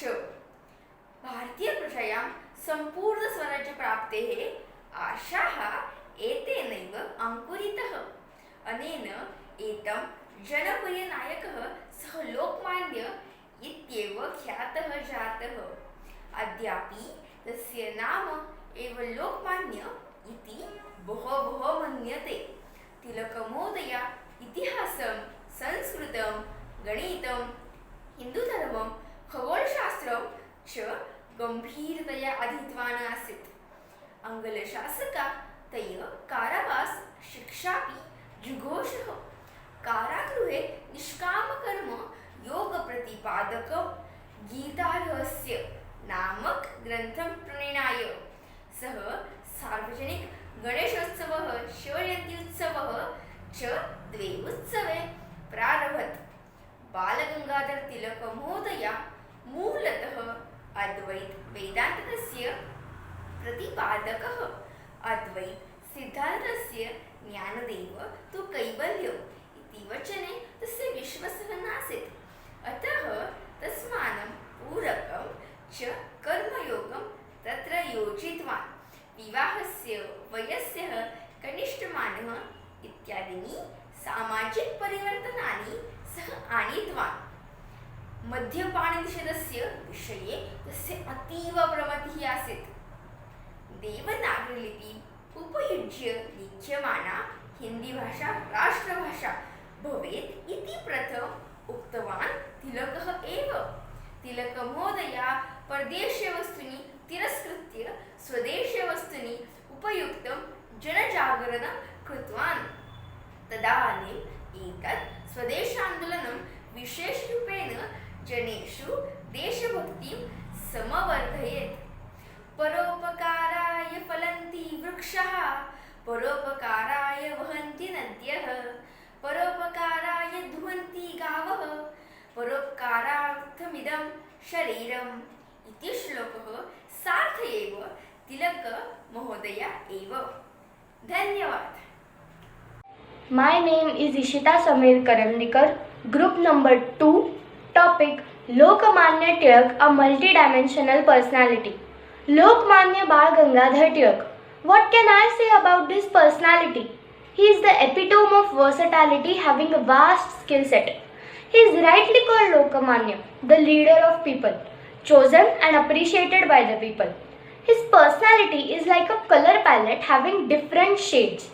He is known to combine correct skills which gave rise to innovations. His personality was a good blend of command over languages, logical thinking and lawyership. When all these traits sum up, it gives birth to a journalist.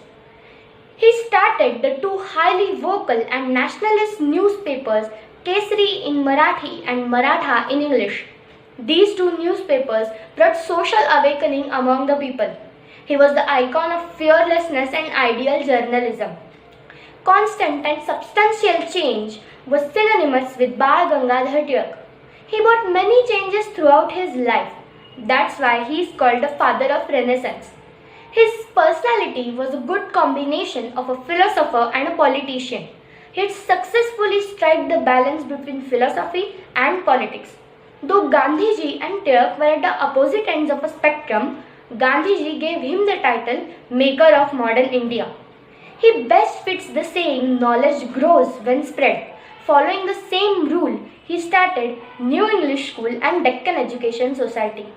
Following the suit of social awakening, he started public celebration of the two most loved festivals, Ganesh Utsav and Shiva Jayanti.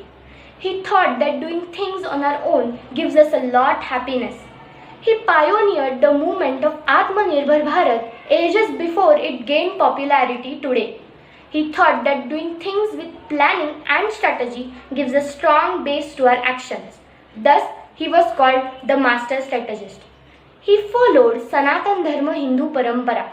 The deep understanding of the book Bhagavad Gita inspired him to write Gita Rahasya, which explains sermons of Gita in the simplest way possible. Lokmanya Tilak was also connoisseur of art. He bestowed Narayan Shripad Rajahans, of all-time famous actor, the title of Bal Gandharva, meaning the entertainer of gods. He wouldn't get happy with small achievements because in front he had the dream of Purna Swarajya, complete freedom. That's why he is called the father of unrest. It's difficult to mention this multidimensional personality in just a few words. Lastly, I would like to give an ode to this magnificent personality.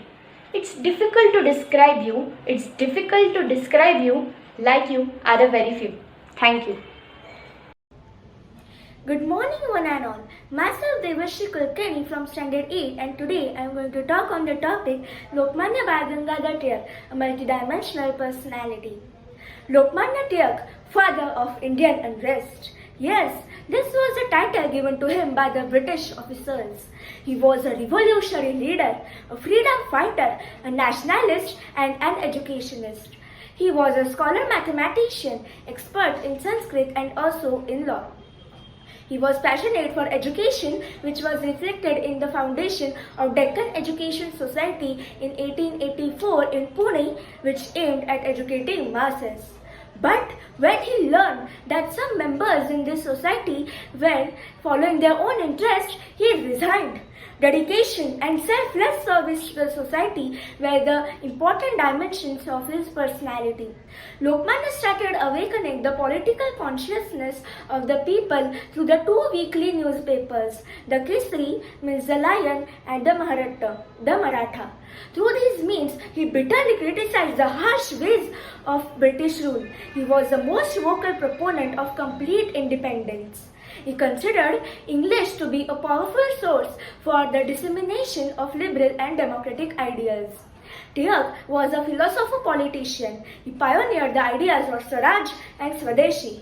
Not only political freedom, but he was also conscious about the need of cultural and economical independence too. He used the Indian culture, education and media to cultivate the enlightened minds. He rightly described as the father of Indian Renaissance. His two other initiatives, the public celebration of Ganesh festival and Shiv Jayanti, were clearly aimed at cultural assimilation of all castes and community groups. He had a strong foresight of independent India. He used the tools like boycott and bonfire of British goods. But his larger idea behind that was to promote indigenous entrepreneurship. He was a master strategist. He prepared a fertile ground for Swaraj through his home rule movement. Lal Bal Pal, this tribulate was an inspiration for Indian freedom fighters. He was an eminent writer. His Gita Rahasya, written during his imprisonment in Mandale, was an heroic attempt to show that Gita is a guide to Karma Yoga, a desireless path to our goal. Today, when we talk about Atmanirbhar Bharat, the legacy of this multifaceted personality is carried forward. Thank you. Jai Hind. Good evening, everyone. I'm Kavya Godbole, studying in 7th standard from Huzurpaga English Medium School. Before starting my speech, I would like to ask you some questions. Have you ever got reward when you were in school? Like for reading good books or doing good in exercise or solving the math sums within a minute and many more activities. There was a student who completed his whole year school syllabus within a 1 month by himself and was solving the math sums like cracking the nuts. Do you know this personality? Any guesses? I will tell you. He was the great freedom fighter Bal Gangadhar Lokmanya Tilak. Lokmanya Tilak was one of the leaders who asserted himself since the beginning of 1881 to argue for Indians' right for Swarajya or national self-determination. The idea was to foster a strong feeling towards patriotism and self-respect among the Indians by molding the public opinion. Here is the tribute for this great original thinker and a politician on his 100th death anniversary. Among the many great figures of British period in Indian history, there is none more impressive and distinctive than Bal Gangadhar Tilak, the only Lokmanya of India. In course of his career of 64 years, this versatile man have achieved not only India-wide but also worldwide fame as a patriot, a politician, an educationalist, a scholar and a philosopher that no other personality equaled or exceeded. Life of Lokmanya Tilak was full of dynamic activities. He formulated a 4-point program called Swaraj, deeply rooted the natural birthright. Swadeshi, an economic strategy aimed to remove British Empire. Tilak was the man of indomitable courage and optimism. He was the first national leader of Maharashtra and was regarded as the Lion of Maharashtra. Tilak represented the forces of extreme nationalism during the freedom struggle of India. Through his dynamism, dedication and versatile genius, he could be the pathfinder of India's freedom. Sir Valentine Chirol called him as the father of India's unrest. These assessments highlight only one aspect of Tilak's personality and mission. Tilak turned the private Ganesh Utsav into a community festival. He also started 2 newspapers in 1881, Kesari in Marathi language and Maratha in English language. The newspaper were not purpose of profit but to arouse political consciousness in general population. He was a great Purohit and a philosopher. He was a multifaceted personality and a multi-dimensional career. झाले बहु होतील बहु आहेतही बहु परंतु या समह. At the last, I salute to this great freedom fighter and thank you everyone for giving your precious time to hear my speech. Jai Hind, Jai Bharat. I am Sardas Tambe. I am studying in 7th standard. My school name is Mutang English Medium School and Junior College in Pune. My subject is Lokmanya Tilak View on Swaraj. Lokmanya Balgangadhar Tilak was born in 1856 at Ratnagiri. He was an intelligent and clever. He was a learned and a fearless man. He was a great scholar, mathematician and a philosopher. Balgangadhar Tilak was the first and the strongest supporter of self-government. His popular statement was, "Swaraj is my birthright and I will have it." He rose the people against the British rule. They strongly criticized the education system given by the British rule due to unequal treatment between India and British students. He considered the education system as a basic condition for freedom and progress. He started his life as a teacher. He informed the public about his ideas of nationalism and the need to get Swaraj. Lokmanya Tilak took part in the political activity and social reform. Tilak and Agarkar started 2 newspapers called Maratha and Kesari. Tilak promoted nationalism through this newspaper. He was a true nationalist in his politics.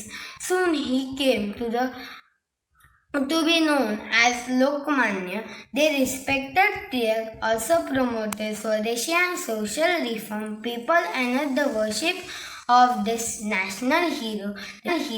The people called him Lokmanya. He started public celebration with Shiv Jayanti, Ganeshotsav. With these festivals, he tried to collect people to motivate them towards the freedom of our country with the goal of improving the quality of education. Lokmanya Tilak his entire life to the freedom struggle. Mahatma Gandhi called him the maker of modern India. He died on August 1, 1920. He was one of the greatest national leaders of India.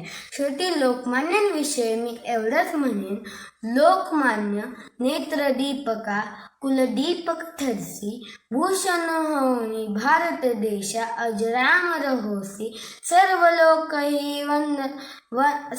लोकही धन्य मनोनी वंदन तुझ करती, जगतामध्ये नाव तुमचे पावे अतिकीर्ती, भारतपुत्र तुझ्या चरित्राने भारावून गेलो. Thank you very much. नमस्कार, माझे नाव समृद्धी महादेव शिंदे. मी HHCP high school Hujurpaga Lakshmi road Pune या शाळेमध्ये इयत्ता 9वीमध्ये शिकत आहे. आज ज्या विषयावर मी माझे मत मांडत आहे तो विषय आहे लोकमान्य टिळक आधुनिक भारताचे जनक. 23 जुलै 1856 हा दिवस आपल्या या मायभूमीसाठी अत्यंत मोलाचा व भाग्याचा ठरला. ब्रिटिश राजवटीतील अंधाऱ्या रात्रीमध्ये एक आशेचा किरण घेऊन आला. गंगाधर पंत व पार्वतीबाई या माता पित्यांनी आपल्या मराठी मातीस एक सुपुत्र दिला. स्वराज्य हा माझा जन्मसिद्ध हक्क आहे आणि तो मी मिळवणारच, अशी सिंह गर्जना त्यांनी केली. त्यांचा जीवनकाळ जरी 64 वर्षांचा असला तरी त्यांचे कार्य मात्र अमर आहे. आणि हेच ते आधुनिक भारताचे जनक लोकमान्य बाळ गंगाधर टिळक. त्यांचे कार्य व विचार आज देखील अगदी लहान मुलांपासून ते वयोवृद्धांपर्यंत सर्वांनाच एक मोठी शिकवण देतात. अगदी लहान असतानाच त्याच्या वर्गामध्ये वर्गमित्रांनी शेंगा खाल्ल्या, पण टरफले मात्र वर्गातच टाकली. आणि हा घडलेला प्रकार पाहून गुरुजींनी हा खेळ कोणी केला असे विचारले असता वर्गातील कोणी उत्तर दिले नाही.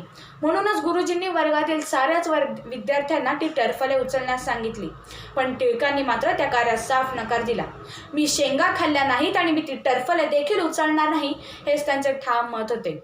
बरं, त्यापुढेही गुरुजींनी मग हा खेळ कुणी केला असे त्यांना विचारले असता त्यांनी त्या विद्यार्थ्याचे नाव सांगण्यास देखील नकार दिला. यावरूनच अतिशय उत्तम संस्कारात वाढलेल्या टिळकांची निरक्षीर विवेक बुद्धी आपल्या लक्षात येते. व पुढे क्रांतिकार्य करताना देखील त्यांच्या या वृत्तीची ओळख आपल्याला अगदी पावलोन पावली होतेच. क्रांतिकार्य करताना जशी त्यांच्या वाणीने त्यांची साथ दिली, तशीच बहुमोलाची साथ दिली ती त्यांच्या लेखणीने सुद्धा. हातामध्ये दूरदर्शन आणि दूरध्वनीसारखी अत्याधुनिक साधने नसताना अतिशय कमी वेळात जास्तीत जास्त लोकांपर्यंत प्रसार करायचा असेल तर केवळ वृत्तपत्रे हा एक मार्ग होता. आणि हेच टिळकांनी हेरले आणि म्हणूनच त्यांनी केसरी व मराठा या वृत्तपत्रांची सुरुवात केली. या वृत्तपत्रांच्या माध्यमातून ते संपूर्ण भारतवर्गाचा असंतोष दर्शवणारे लेख लिहित असत. आणि म्हणूनच त्यांना भारतीय असंतोषाचे जनक असे देखील संबोधिले जाते. पण याच इंग्रज विरोधी लेखांमुळे त्यांना शिक्षांना देखील सामोरे जावे लागले. परंतु या शिक्षांमुळे त्यांचे कार्य कधीच थांबले नाही. आज देखील आपल्याकडे दूरध्वनी व दूरदर्शन सारखी अत्याधुनिक साधने असताना कितीतरी कुटुंबांमध्ये सकाळी वृत्तपत्रे वाचल्याशिवाय दिवसाचा श्री गणेशच होत नाही. आणि त्याचे सर्वात मोठे श्रेय जाते ते फक्त लोकमान्य टिळकांनाच. भारतीयांचा वाढता असंतोष पाहून इंग्रजांनी टिळकांवर व इतर लेखकांवर इंग्रज विरोधी लेख लिहिण्यास सक्त मनाई आणली. यासोबतच राजकीय जमावबंदी देखील लागू केली. पण यावरही टिळकांनी तोडगा काढलाच. आणि तेव्हापासून काही वर्षातच त्यांनी सार्वजनिक गणेशोत्सव व सार्वजनिक शिवजयंती साजरी करण्यास सुरुवात केली. आणि तेव्हापासूनच सामाजिक सलोखा वाढला आहे. आज देखील सार्वजनिक गणेशोत्सव साजरे करताना आपण अनेक देखावे पाहतो. त्यांच्यापैकी काही आपल्याला इतिहासाची आठवण करून देतात, तर काही आपल्याला आपल्या समाजाप्रती असलेली कर्तव्याची जाणीव करून देतात. आणि सर्वात महत्त्वाचे म्हणजे आज आधुनिकतेकडे वाटचाल करताना आपला सांस्कृतिक वारसा व परंपरांचे जतन करतात. यासोबतच टिळकांनी राजकीय व सामाजिक कार्य करताना आपल्या मातेबरोबरच आपल्या लेकरांचा देखील विचार केला आहे. म्हणूनच त्यांनी फर्ग्युसन कॉलेज, डेक्कन एज्युकेशन व न्यू इंग्लिश स्कूल या शैक्षणिक संस्थांची स्थापना केली. आणि आज देखील कितीतरी विद्यार्थी या शैक्षणिक संस्थांमधून शिक्षण घेऊन आपले नाव विविध स्तरांवर उंचावत आहेत. शेवटी कसं आहे, आपण रात्री आकाशात अनेक तारे लुकलुकताना पाहतो. त्यांचे स्थान दररोज बदलते, पण एक तारा असा असतो जो त्याचे स्थान कधीच बदलत नाही, आणि तो म्हणजे ध्रुव तारा. तसेच काहीसे व्यक्तिमत्व आहे ते लोकमान्य टिळकांचे. ते आज आपल्यात नसले तरी त्यांचे कार्य व त्यांचे विचार आज देखील व आज इथून पुढे देखील अबालवृद्धांना एक नवी प्रेरणा व मोठी शिकवण देत आहेत, एक नवा मार्ग दाखवत आहेत. धन्यवाद. नमस्कार, मी Sharvari Kulkarni new India school 9वी व्हीनसमध्ये शिकते. आज मी तुमच्याशी लोकमान्य टिळकांच्या अलौकिक व्यक्तिमत्वाबद्दल बोलणार आहे. टिळक म्हटलं की आपल्या सर्वांच्या मनात एक प्रतिमा उभी राहते. पाणेदार डोळे, धारधार शरीर यष्टी, बोलण्यातली तडफ, निर्णायकपणा आणि अर्थातच त्यांच्या जीवनातील असंख्य सुरस प्रसंग. त्यातील एक प्रसंग आज मी तुम्हाला सांगणार आहे. मॅट्रिकची परीक्षा उत्तीर्ण झाल्यानंतर टिळकांना सर्वजण बळवंतराव म्हणून ओळखत होते. त्यांनी पुण्यातील डेक्कन कॉलेजात प्रवेश मिळवला. तिथे वामनराव आपटे नावाचे त्यांचे एक मित्र होते. परीक्षेची तयारी सुरू झाली होती. वामनराव आपट्यांनी बळवंतरावांना एक गणित सोडवायला दिले. गणित अवघड होते. टिळक दिवस रात्र त्याच्यावर विचार करत होते. अगदी व्यायाममध्ये थांबून त्यांनी त्या गणितावर विचार केला. मग शेवटी एकाग्रपणे 1-2 तास सलग बसून त्यांनी ते गणित सोडवले. गणित सुटल्या सुटल्या ते आपट्यांकडे निघाले. ते म्हणाले, "घ्या आपटे, सुटलं तुमचं गणित." आपटे म्हणाले, "उत्तम, आता मी ते उतरवून घेतो." टिळक म्हणाले, "तुम्ही अजून थोडेसे प्रयत्न केले असते आणि त्या गणिताला पुरेसा वेळ दिला असता तर ते नक्कीच सुटले असते." आपटे म्हणाले, "अहो, परीक्षेच्या दृष्टीने त्या एका गणिताचे काय महत्त्व? त्यापेक्षा तो वेळ मी दुसऱ्या विषयांच्या अभ्यासावर खर्च केला तर बरे होईल." टिळक हे ऐकून संतापले. "अहो, अशी कशी तुमची अभ्यासाची रीत?" असं ते म्हणाले. "एखाद्या गोष्टीच्या मुळाशी जाऊन ती समजून घेण्यात काही आनंद आहे की नाही? हीच तर खरी अभ्यासाची रीत आहे." अशा अनेक प्रसंगातून आपल्याला त्यांचे स्वभाव वैशिष्ट्ये लक्षात येतात. असामान्य धैर्य, दुर्दम्य आत्मविश्वास, निर्णायक क्षमता आणि मनात एकदा निश्चय केला की तो करूनच दाखवणे अशी वृत्ती, हे सर्व गुण लोकमान्य टिळकांच्या अलौकिक व्यक्तिमत्वाचा एक भाग आहेत आणि ते आपल्या सर्वांसाठी नक्कीच मार्गदर्शक ठरते. धन्यवाद. नमस्कार, मी वाटेकर कृष्णा गोरक्ष, इयत्ता 9वी, शाळा विद्याधर प्रशाला शिरूर.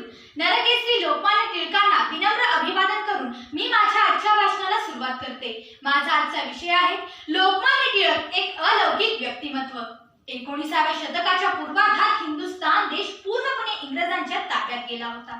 पारतंत्र्याचे विषकुरे अंगात भिनल्यावर या भारत देशाला मृतकळा आली आणि तो एक थंड गोळा बनत चालला होता. आणि याच वेळी मातीत भारताच्या जे कमल फूल फुलले ते भव्य दिव्य म्हणून स्पर्शुनी सूर्या गेले. ब्रिटिशास भासले जे नरसिंह रौद्र रूप निद्रिस्त भारताला ते जागवून गेले. स्वातंत्र्य सूर्याला प्राप्त करण्यासाठी हनुमंत झेप घेणारे हे महान कर्मयोगी व्यक्तिमत्व म्हणजेच लोकमान्य बाळ गंगाधर टिळक. रत्नाची खाण असणाऱ्या रत्नागिरी जिल्ह्यात उमललेल्या या तेजस्वी कमलाने अत्यंत प्रतिकूल परिस्थितीशी झुंज देत अक्षरशः आकाशालाच गवसणी घातली. टिळकांचा जन्म 23 जुलै 1856 साली रत्नागिरीतील चिखलगाव या गावी झाला. इंग्रजांच्या साम्राज्यवादाला पहिला दणका देणारा आशिया खंडातील पहिला पुढारी म्हणून सारे जग त्यांना ओळखते. केशव टिळक ते लोकमान्य टिळक असा हा त्यांचा तेजस्वी जीवन प्रवास भारतीय स्वातंत्र्य लढ्याला सदैव प्रेरणादायी ठरला. ज्या ज्वल्य ध्येयाने पेटून उठणाऱ्या प्रत्येक युवकाने आवर्जून अभ्यासावे असे ते अलौकिक जीवन. लोकमान्य टिळक म्हणजे स्वाभिमानाचा सूर्य, कुशाग्र बुद्धिमत्ता, मनाची पारदर्शकता, स्वाभिमान, निर्भीडपणा, सत्यनिष्ठा आणि अभ्यासू वृत्ती या गुणांचा भांडारच जणू. आई वडिलांच्या अकाली जाण्याने काका गोविंदराव यांच्या मायेचा आधार व मिळणारी शिष्यवृत्ती याच्या आधारावर टिळकांनी स्वतःचे मार्ग शोधले. पुढे शिक्षण घेत घेत टिळक LLB ची परीक्षा उत्तीर्ण झाले. या आधारावर त्यांना सहज कुठली नोकरी मिळाली असती हो, पण त्यांनी ती संधी लाथाळली आणि देशसेवेसाठी कार्य करण्याचा निर्धार केला. स्वराज्य हा माझा जन्मसिद्ध हक्क आहे आणि तो मी मिळवणारच अशी सिंह गर्जना करणारे नरशार्दूल लोकमान्य टिळक सदैव सर्वांचे प्रेरणास्थान ठरले. टिळक व आगरकरांनी सुरू केलेल्या वृत्तपत्रातून बालविवाह, विधवांच्या समस्या, शेतकऱ्यांची होणारी पिळवणूक आणि या ब्रिटिश शासनाचा चालू असलेला गलथान कारभार अशा विविध विषयांवरती लेख येऊ लागले. बंगालच्या फाळीच्या वेळी टिळक म्हणाले, शरीराच्या एखाद्या भागाला सूज आली तर संपूर्ण अंगाला ताप येतो. आपल्या राष्ट्राबाबतही असेच असते. या टिळकांची विचारसरणीच किती आगळीवेगळी होती हो. म्हणूनच सर्व लोकांनी जातपात विसरून एकत्र यावे यासाठी त्यांनी सार्वजनिक गणेशोत्सव व शिवजयंती सुरू केली. 1897 मध्ये पुणेमध्ये आलेल्या प्लेगच्या प्रचंड साथीच्या निमित्ताने गोरे शिपाई पुण्यातील लोकांवर अत्याचार करू लागले. त्यावेळी या सरकारचे डोके ठिकाणावर आहे काय? राज्य करणे म्हणजे सूड उगवणे नव्हे असा अत्यंत प्रक्षोभ गाभलेले टिळकांनी लिहिला. रँडची हत्या आणि त्यानंतरचे टिळकांचे आग्रहलेख या सर्वांवर आक्षेप घेऊन ब्रिटिश शासनाने टिळकांना अटक केली. त्यांच्यावर राजद्रोहाचा खटला चालविण्यात आला. 12 मे 1908 मधील ती 6 वर्षांची मंडाली येथील काळ्या पाण्याची शिक्षा त्यांच्या जीवनातील अतिशय महत्वाची घटना ठरली. पण अशा परिस्थितीतही त्यांनी गीता रहस्य या महान ग्रंथाची निर्मिती केली. हातात प्रत्यक्ष शस्त्र न धरता क्रांती कार्यासाठी युवकांना प्रोत्साहन देणारा, सरकारशी वाक युद्ध करणारा हा योद्धा 1 ऑगस्ट 1920 साली अनंतात विलीन झाला. कवी कुसुमाग्रज म्हणतात, शब्दात काय गावी स्वातंत्र्य समर गाथा, प्रतिभाच हे समोरी झुकवून आज माथा, झाला कधी ना मागे होणार ना पुढेही, टिळका समान नेता, टिळका समान नेता. अशा या महान क्रांतीवीराला माझे कोटी कोटी प्रणाम. धन्यवाद. नमस्कार. आपण सर्वजण मला अनोळखी आहात. खरं तर अनोळखी हा शब्दच चुकीचा आहे, कारण अनोळखी या शब्दात अभावाने का होईना ओळखीचा हा उच्चार आहेच. त्यामुळं तुम्ही सर्वजण मला नवीन आहात. हां, पण नवीन आहात म्हणजे परके नव्हे, कारण आपल्यात एक साम्य आहे, ते म्हणजे आपला इतिहास. आणि आपल्या इतिहासात सुवर्ण अक्षरांनी एक नाव लिहिलंय, ते म्हणजे लोकमान्य टिळक. लोकोत्तर विभूती म्हणजे ईश्वराचे आविष्करण, आणि तो ईश्वर तर एका अंशाने साऱ्या जगाला व्यापून दशांगुळे उरलेला. त्याचा महिमा अत्कर्य आणि गुण असंख्य. त्यामुळे त्याचे गुणगान कोणी कितीही करो, तदापि तव गुण नाम ईशम पार न याते. लोकमान्य टिळक हे ईश्वरी विभूतींपैकी एक, त्यामुळे त्यांच्या गुणांचा पार गाठणे हे अशक्यप्रायच. स्वराज्य हा माझा जन्मसिद्ध हक्क आहे आणि तो मी मिळवणारच अशी सिंह गर्जना करणाऱ्या नरशार्दूल लोकमान्यांच्या आठवणी ऐकल्या तर अंगावर शहारे येतात. लोकमान्य म्हणजे लोकांनी मान्य केलेला, म्हणून लोकमान्य टिळक. टिळकांनी केशव गंगाधर टिळक या नावाने चिखली रत्नागिरीमध्ये 23 जुलै 1856 साली जन्म घेतला. टिळकांना गुणांचा सागर म्हणजे गुणसागर असं पण मानलं जातं. टिळक खूप कडक आणि शिस्तप्रिय होते हे आपल्याला माहितीच आहे. आपण प्रत्यक्षात टिळकांना पाहिलं नसेल, पण त्यांचं चित्र पाहिलं असेल. त्यांच्या चित्रात त्यांचे डोळे फार उग्र दिसतात. आणि माझ्या असं ऐकण्यात आलंय की जर टिळकांनी कुणाकडे डोळे वटारून पाहिलं तर त्या बिचाऱ्याची चड्डी ओली व्हायची. पण ते नेहमीच गंभीर असायचे असं पण नाही. ते जेवढे विद्वान होते तेवढे विनोदी होते. त्याचा एक किस्सा म्हणजे टिळक मंडाल्याहून सुटून घरी आले ही बातमी रात्री 1 वाजता फुटली. मग काय, अवघ्या 2 दिवसात हजारो लोक येऊन भेटून गेली. पण नारायण कर्वे त्यांना भेटायला 3ऱ्या दिवशी आले. कर्वे टिळकांच्या पाया पडले. टिळकांनी त्यांना विचारलं, काय रे, मी 2 दिवस झालं आलोय, होतास तरी कुठं? मग कर्वेला अजून म्हणाले, दादा तुम्ही ज्या दिवशी आलात की नाही त्याच दिवशी माझं लग्न झालं, त्यामुळे मला घराबाहेर पडता झालं नाही. मग हे उत्तर ऐकताच टिळक म्हणाले, अच्छा असं झालं होय, वा छान. एकूण काय, आमच्या हातातली बेडी सुटली आणि तुझ्या गळ्यात येऊन पडली. असे टिळकांचे विनोद असायचे. टिळकांच्या अंगी अनंत गुण होते. म्हणून तर हा त्यांचा भारत, हा त्यांचा हिंदुस्तान त्यांना जाऊन इतकी वर्ष लोटली तरी त्यांना आदराने स्मरतो. गुणग्राहकता हा टिळकांकडचा फार मोठा गुण. सामान्यतः माणसाला दुसऱ्यातले दोष चटकन दिसतात, पण दोषाआड दडलेले गुण पटकन दिसत नाहीत. पण टिळकांकडे ही कला होती. ते कुणाकडे किती गुण आहेत, किती दोष आहेत ते पटकन ओळखायचे. मग तो मित्र असो किंवा शत्रू, कोणी असू दे. आणि हां, महाविद्यालयातच नव्हे तर शाळेत असताना सुद्धा टिळक फार कसून अभ्यास करायचे. पण परीक्षेत पहिला क्रमांक यावा आणि आपल्याला पारितोषिक मिळावं म्हणून नव्हे, तर तो विषय समूळ व समग्र समजावं म्हणून. टिळकांना हिंदुस्थानाच्या इतिहासासाठी मॉरिसने लिहिलेलं पाठ्यपुस्तक होतं. त्यांनी त्या पुस्तकाबरोबर बाकीची पण पुस्तकं वाचून टाकली. मग ते त्या वयात असं म्हणायचे की मॉरिसने लिहिलेला इतिहास हा एकतर्फी आहे. यावरून तुम्हाला कळालंच असेल की त्यांचा अभ्यासूपणा किती येते. जर टिळकांच्या गुणांविषयी बोलायचं म्हणलं तर आजचा दिवस पण कदाचित पुरणार नाही. त्यामुळे इथेच टिळकांना त्रिवार वंदन करतो आणि तुमची रजा घेतो. धन्यवाद. धन्यवाद. नमस्कार, मी उत्कर्षा गणेश माने, ज्ञानप्रबोधिनी प्रशाला पुणे येथे इयत्ता 9वीत शिकते. माझा विषय आहे लोकमान्य टिळकांचे अलौकिक व्यक्तिमत्व.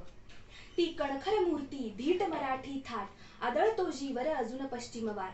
ती अजिंक्य छाती, ताठर आणि रणशील, जी पाहून सागर थपके परते यार. महाराष्ट्राचे सांस्कृतिक दैवत थोर कवी कुसुमाग्रज यांना टिळकांच्या पुतळ्याकडे पाहून स्फुरलेल्या या प्रेरक काव्यपंक्ती. लोकमान्य टिळकांचे उदात्त, प्रेरक आणि अलौकिक व्यक्तिमत्व म्हणजे भारत मातेला पडलेले एक सुंदर स्वप्नच म्हणावे लागेल. बाळ गंगाधर टिळक लहानपणापासूनच कुशाग्र बुद्धिमत्तेचे होते. त्यांची शरीर प्रकृती किरकोळ होती, म्हणून व्यायामाबरोबरच पोहण्याची कला आत्मसात केली व आपले शरीर भारदस्त बनवले. कोणतीही गोष्ट मनापासून करायची व त्यात नैपुण्य संपादन करायचे हा त्यांचा स्वभाव पैलूच होता. लोकमान्य टिळकांनी डेक्कन कॉलेजमधून BA LLB ही पदवी प्राप्त केली. ज्या देशात आपल्या विद्येचा कर्तबगारीचा उपयोग देशाच्या प्रगतीसाठी समाजसेवेसाठी करण्यास ध्येयवादी वृत्तीचा तरुण वर्ग येत नाही, तो देश जिवंत असला तरी मेल्यासारखाच आहे, असे त्यांचे परखड मत होते. ध्येयासक्तीचे आदर्श उदाहरण म्हणजे लोकमान्य टिळक होय. समाजातील सर्व स्तरावरील विद्यार्थ्यांना उच्च शिक्षणाचा लाभ झाला तर समाजाची आर्थिक, भौतिक, नैतिक आणि सामाजिक दृष्ट्या प्रगती होऊन पारतंत्र्यात खितपत पडलेल्या समाजात नवचैतन्य निर्माण होईल, या व्यापक विचारातूनच डेक्कन एज्युकेशन सोसायटीची निर्मिती झाली. शिक्षणाच्या माध्यमातून स्वातंत्र्याकडे जाण्याचा मार्ग टिळकांनी समाजाला दिला. परकीय राज्यकर्त्यांना त्यांच्या जुलमी कारभाराबद्दल जाब विचारून सामान्य जनतेच्या रास्त अडचणी मांडण्याची नितांत गरज आहे, असे त्यांना वाटू लागले. त्यांच्या या निपक्षपाती आणि निर्भीड वृत्तीतूनच केसरी व मराठा या वृत्तपत्रांची निर्मिती झाली.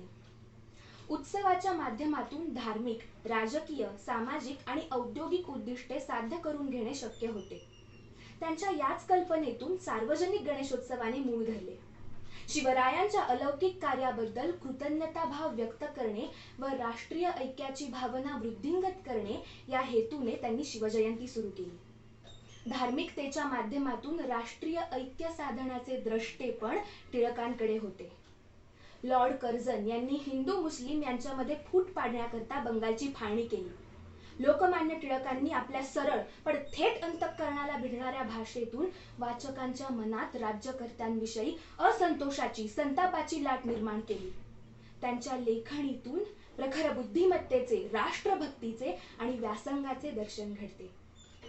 लोकमान्य टिळक हे त्यांच्या वैयक्तिक आयुष्यात देखील जबर कर्तव्यनिष्ठा व अतुल धैर्य यांमुळे खंबीर होते. कोणतीही प्रतिकूल परिस्थिती असताना त्यांनी आपले व्यासंग, चौफेर वाचन आणि अखंड चिंतन यात खंड पडू दिला नाही. लोकमान्य टिळकांचे व्यक्तिमत्व चतुरस्त्र होते. ते विद्या व्यासंगी, थोर संशोधक, कायदे पंडित आणि तत्वनिष्ठ होते. त्यांच्या लेखणीची आणि वाणीची धार त्यांनी कोणत्याही प्रतिकूल परिस्थितीत बोथट होऊ दिली नाही. कर्मण्येवाधिकारास्ते मा फलेषु कदाचन. भगवद्गीतेमधील आध्यात्मिक अधिष्ठान लाभलेल्या कर्मयोग शास्त्राप्रमाणे त्यांनी संपूर्ण जीवनात कार्य केले. कर्मयोग शास्त्राच्या या दिव्य प्रकाशात त्यांचे ध्येयवादी आणि निस्वार्थी जीवन हे उजळून अलौकिक ठरले. शेवटी त्यांच्या या अलौकिक व्यक्तिमत्वाला सुधीर मोघेंच्या शब्दात मी वंदन करताना म्हणेन, नररूपे अवतरलेला तो पुरुष सिंह होता, सह्याद्रीच्या खड्या कड्या समताठ धीट छाती, लाखो रवींची आग तिच्यातून साठवली होती. तेजाचा लसलसता कंकुर काळ जात होता, नररूपे अवतरलेला तो पुरुष सिंह होता, नररूपे अवतरलेला तो पुरुष सिंह होता. धन्यवाद.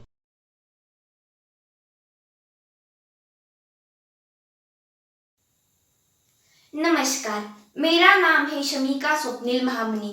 मेरी पाठशाला का नाम है HSCP हाई स्कूल हुजूरपागा, लक्ष्मी रोड, पुणे 30. मेरा गट क्रमांक है 3. मेरा विषय है लोकमान्य तिलक, आधुनिक भारत के जनक. निष्काम कर्म योग की है जिसमें बृहद व्याख्या, रचयिता है जिस ग्रंथ के वह है भारत के नर केसरी. जिस ग्रंथ में विहित है आधुनिक ध्येयवाद की महिमा सारी. जी हाँ, आपने सही पहचाना.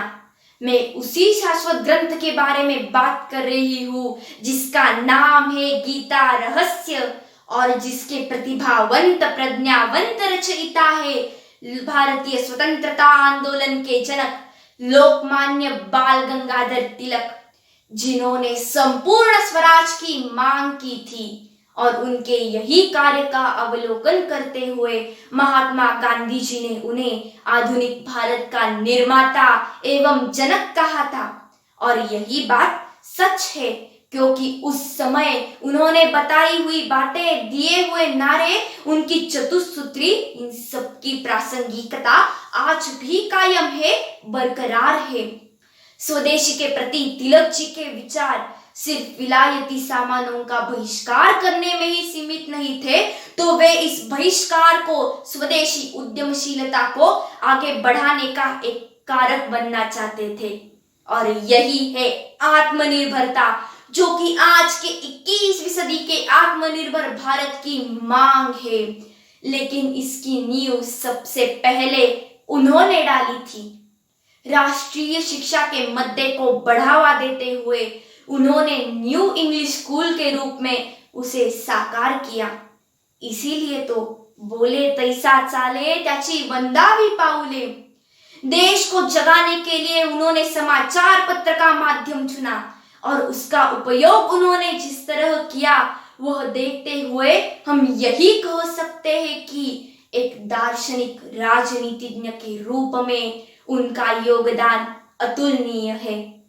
गणेशोत्सव, शिव जयंती जैसे उत्सव शुरू करने का मकसद लोगों में सामूहिकता की भावना का विकास करना और सभी जातियों और सभी समुदायों के लोगों का सांस्कृतिक मिलन करना था। आज भी 21वीं सदी में यही बात मायने रखती है कि राष्ट्रीय एकता बरकरार रहे। स्वराज, स्वभाष यही दो उन्नति के साधन है बताकर देवनागरी को बढ़ावा देने वालों में से तिलक जी अग्रस्थान पर है। शराबबंदी, बाल विवाह जैसी कुप्रथाओं पर प्रहार कर उन्होंने आधुनिक, शिक्षित, देशभक्त, स्वदेशी उत्पादन पर जोर देकर राष्ट्र का सपना देखा।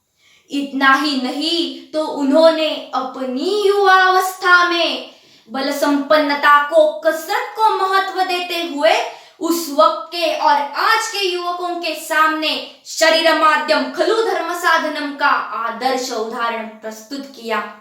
इतना ही नहीं तो उन्होंने देश के सेना दल का महत्व जानते हुए भारत के हर नौजवान को उस समय लश्करात भर्ती वाह यही सलाह दी।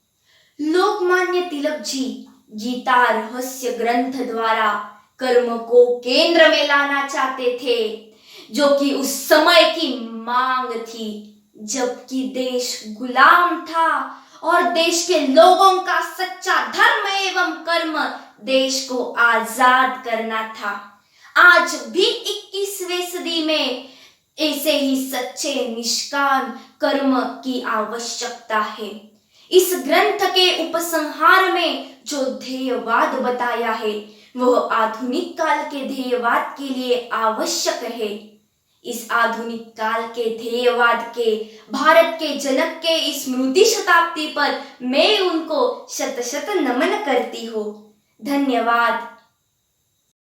हरि ओम। मम नाम मिताली मधुकर सोनुरे। अहम 10वी कक्षायां पठामि। अहम लोकमान्य तिलक विद्यापीठेन आयोजितायां भाषणप्रतियोगितायां सहभागिनी छात्रा अस्मि। तदर्थम् अहं भाषणं करिष्यामि। मम विषयः लोकमान्य तिलकः एकम् अलौकिकं व्यक्तित्व। सम्पदि यस्य न हर्षो विपदि विषादो रणे च धीरत्वम्। त्वं भुवनत्रयं तिलकः जनयति जननी सूतं विरलम्। लोकमान्य तिलकः कश्चन महान् राष्ट्रभक्तः महाराष्ट्र राज्यस्य कोहिनूरः आसीत्। महाराष्ट्र प्रान्ते रत्नगिरी मण्डले जुलाई मासस्य 23तमे दिनाङ्के 658 ख्रीस्ताब्दे तस्य जन्म अभवत्। तस्य जनकः गंगाधरः कुशलशिक्षकः लेखकः च आसीत्। सर्वे स्नेहेन केशवाय बाल इति नाम्ना सम्बोधयन्ति स्म। बाल्यात् एव एषः कुशाग्रबुद्धिः, सत्यप्रियः, न्यायप्रियः च। तिलकः गणितस्य, संस्कृत भाषायाः, विधिशास्त्रस्य च प्रकाण्ड पण्डितः आसीत्। छात्रजीवने सः निश्चयम् अकरोत् यत् अहं शासकीय सेवां न करिष्यामि, आजीवनं भारतस्य स्वतन्त्रतायै संघर्षं करिष्यामि च इति। स्वातंत्र्य संग्रामे तिलक महोदयानां कार्यम् अलौकिकम्। तिलकः राष्ट्रसेवायाः कृते संलग्नः अभवत्। सः जनजागरणस्य, शिवराजोत्सवस्य, गणेशोत्सवस्य च प्रारम्भम् अकरोत्। सः केसरी, मराठी इति समाचारपत्रयोः सम्पादनं च अकरोत्। स्वतन्त्रतायै आन्दोलनस्य प्रसङ्गे सः अघोषयत्, स्वराज्यः अस्माकं जन्मसिद्धः अधिकारः, तस्य प्राप्तेः अनन्तरम् एव मम विरामः इति। तिलकस्य प्रभावेन देशे स्वतन्त्रतायै नवचेतना सञ्जाता। सः लोकमान्यः इति उपाधिना विभूषितः।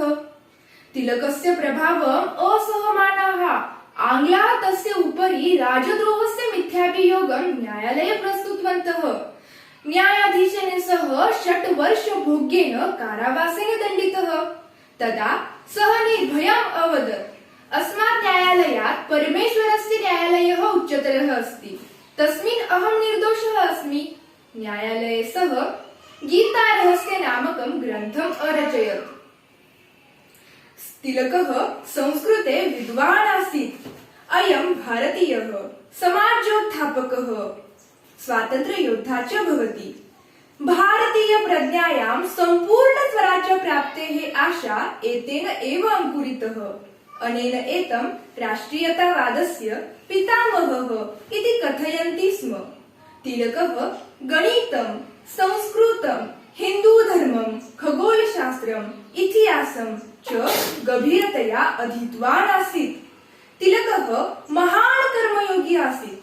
सः अकथयत्, उद्यमहीनस्य सहायतां परमात्मा अपि न करोति, कर्मशीलस्य सहायतां प्रभुः करोति।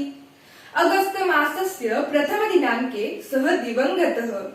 सत्यं, लोकमान्य तिलकः अस्माकं देशस्य गौरवम् अस्ति। केनापि सुष्ठु उक्तं, तिलकः भारतभालस्य तिलकम् इव भाति। धन्यवादः।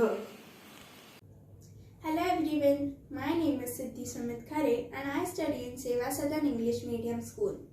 Today I am going to talk on the topic Lokmanya Tilak, a pioneer of modern India. Lokmanya Tilak will always be remembered for his indomitable will, vast learning, love for country and the great sacrifices he had to undergo. He was respected and held in highest regards and affection by young India and masses across the country. The aim of today's speech is to reflect on the ways he pioneered the making of modern India through his thoughts and actions. Although we can all agree that more needs to be explored and researched in his multidimensional personality. Although Lokmanya Tilak significantly contributed in political struggle towards India's independence, there were lesser known other areas which he had significantly contributed in building modern India. Let us look at the various areas during his lifespan.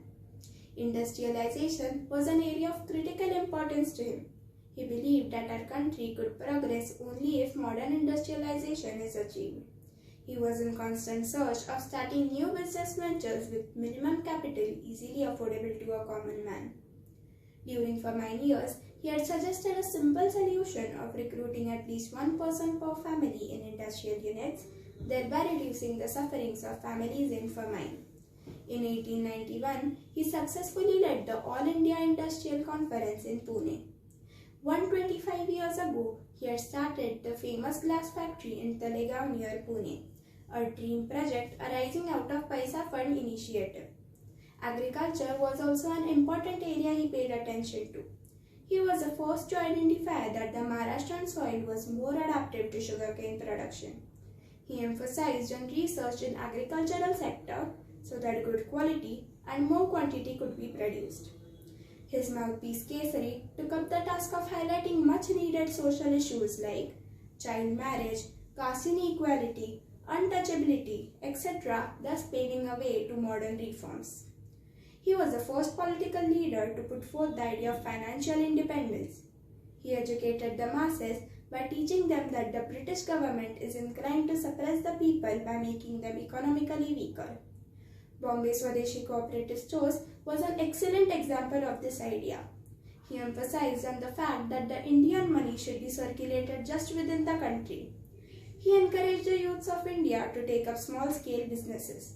He also believed that the Indian youths are more effective and efficient than the British youths, and hence the Indian youths need to be given administrative positions instead of merely engaging them in clerical activities. Lokmanya Tilak will no doubt be remembered as the greatest statesman and architect of modern India who devoted his entire life to bring freedom to our country. Even today, there is so much we can learn from his life journey.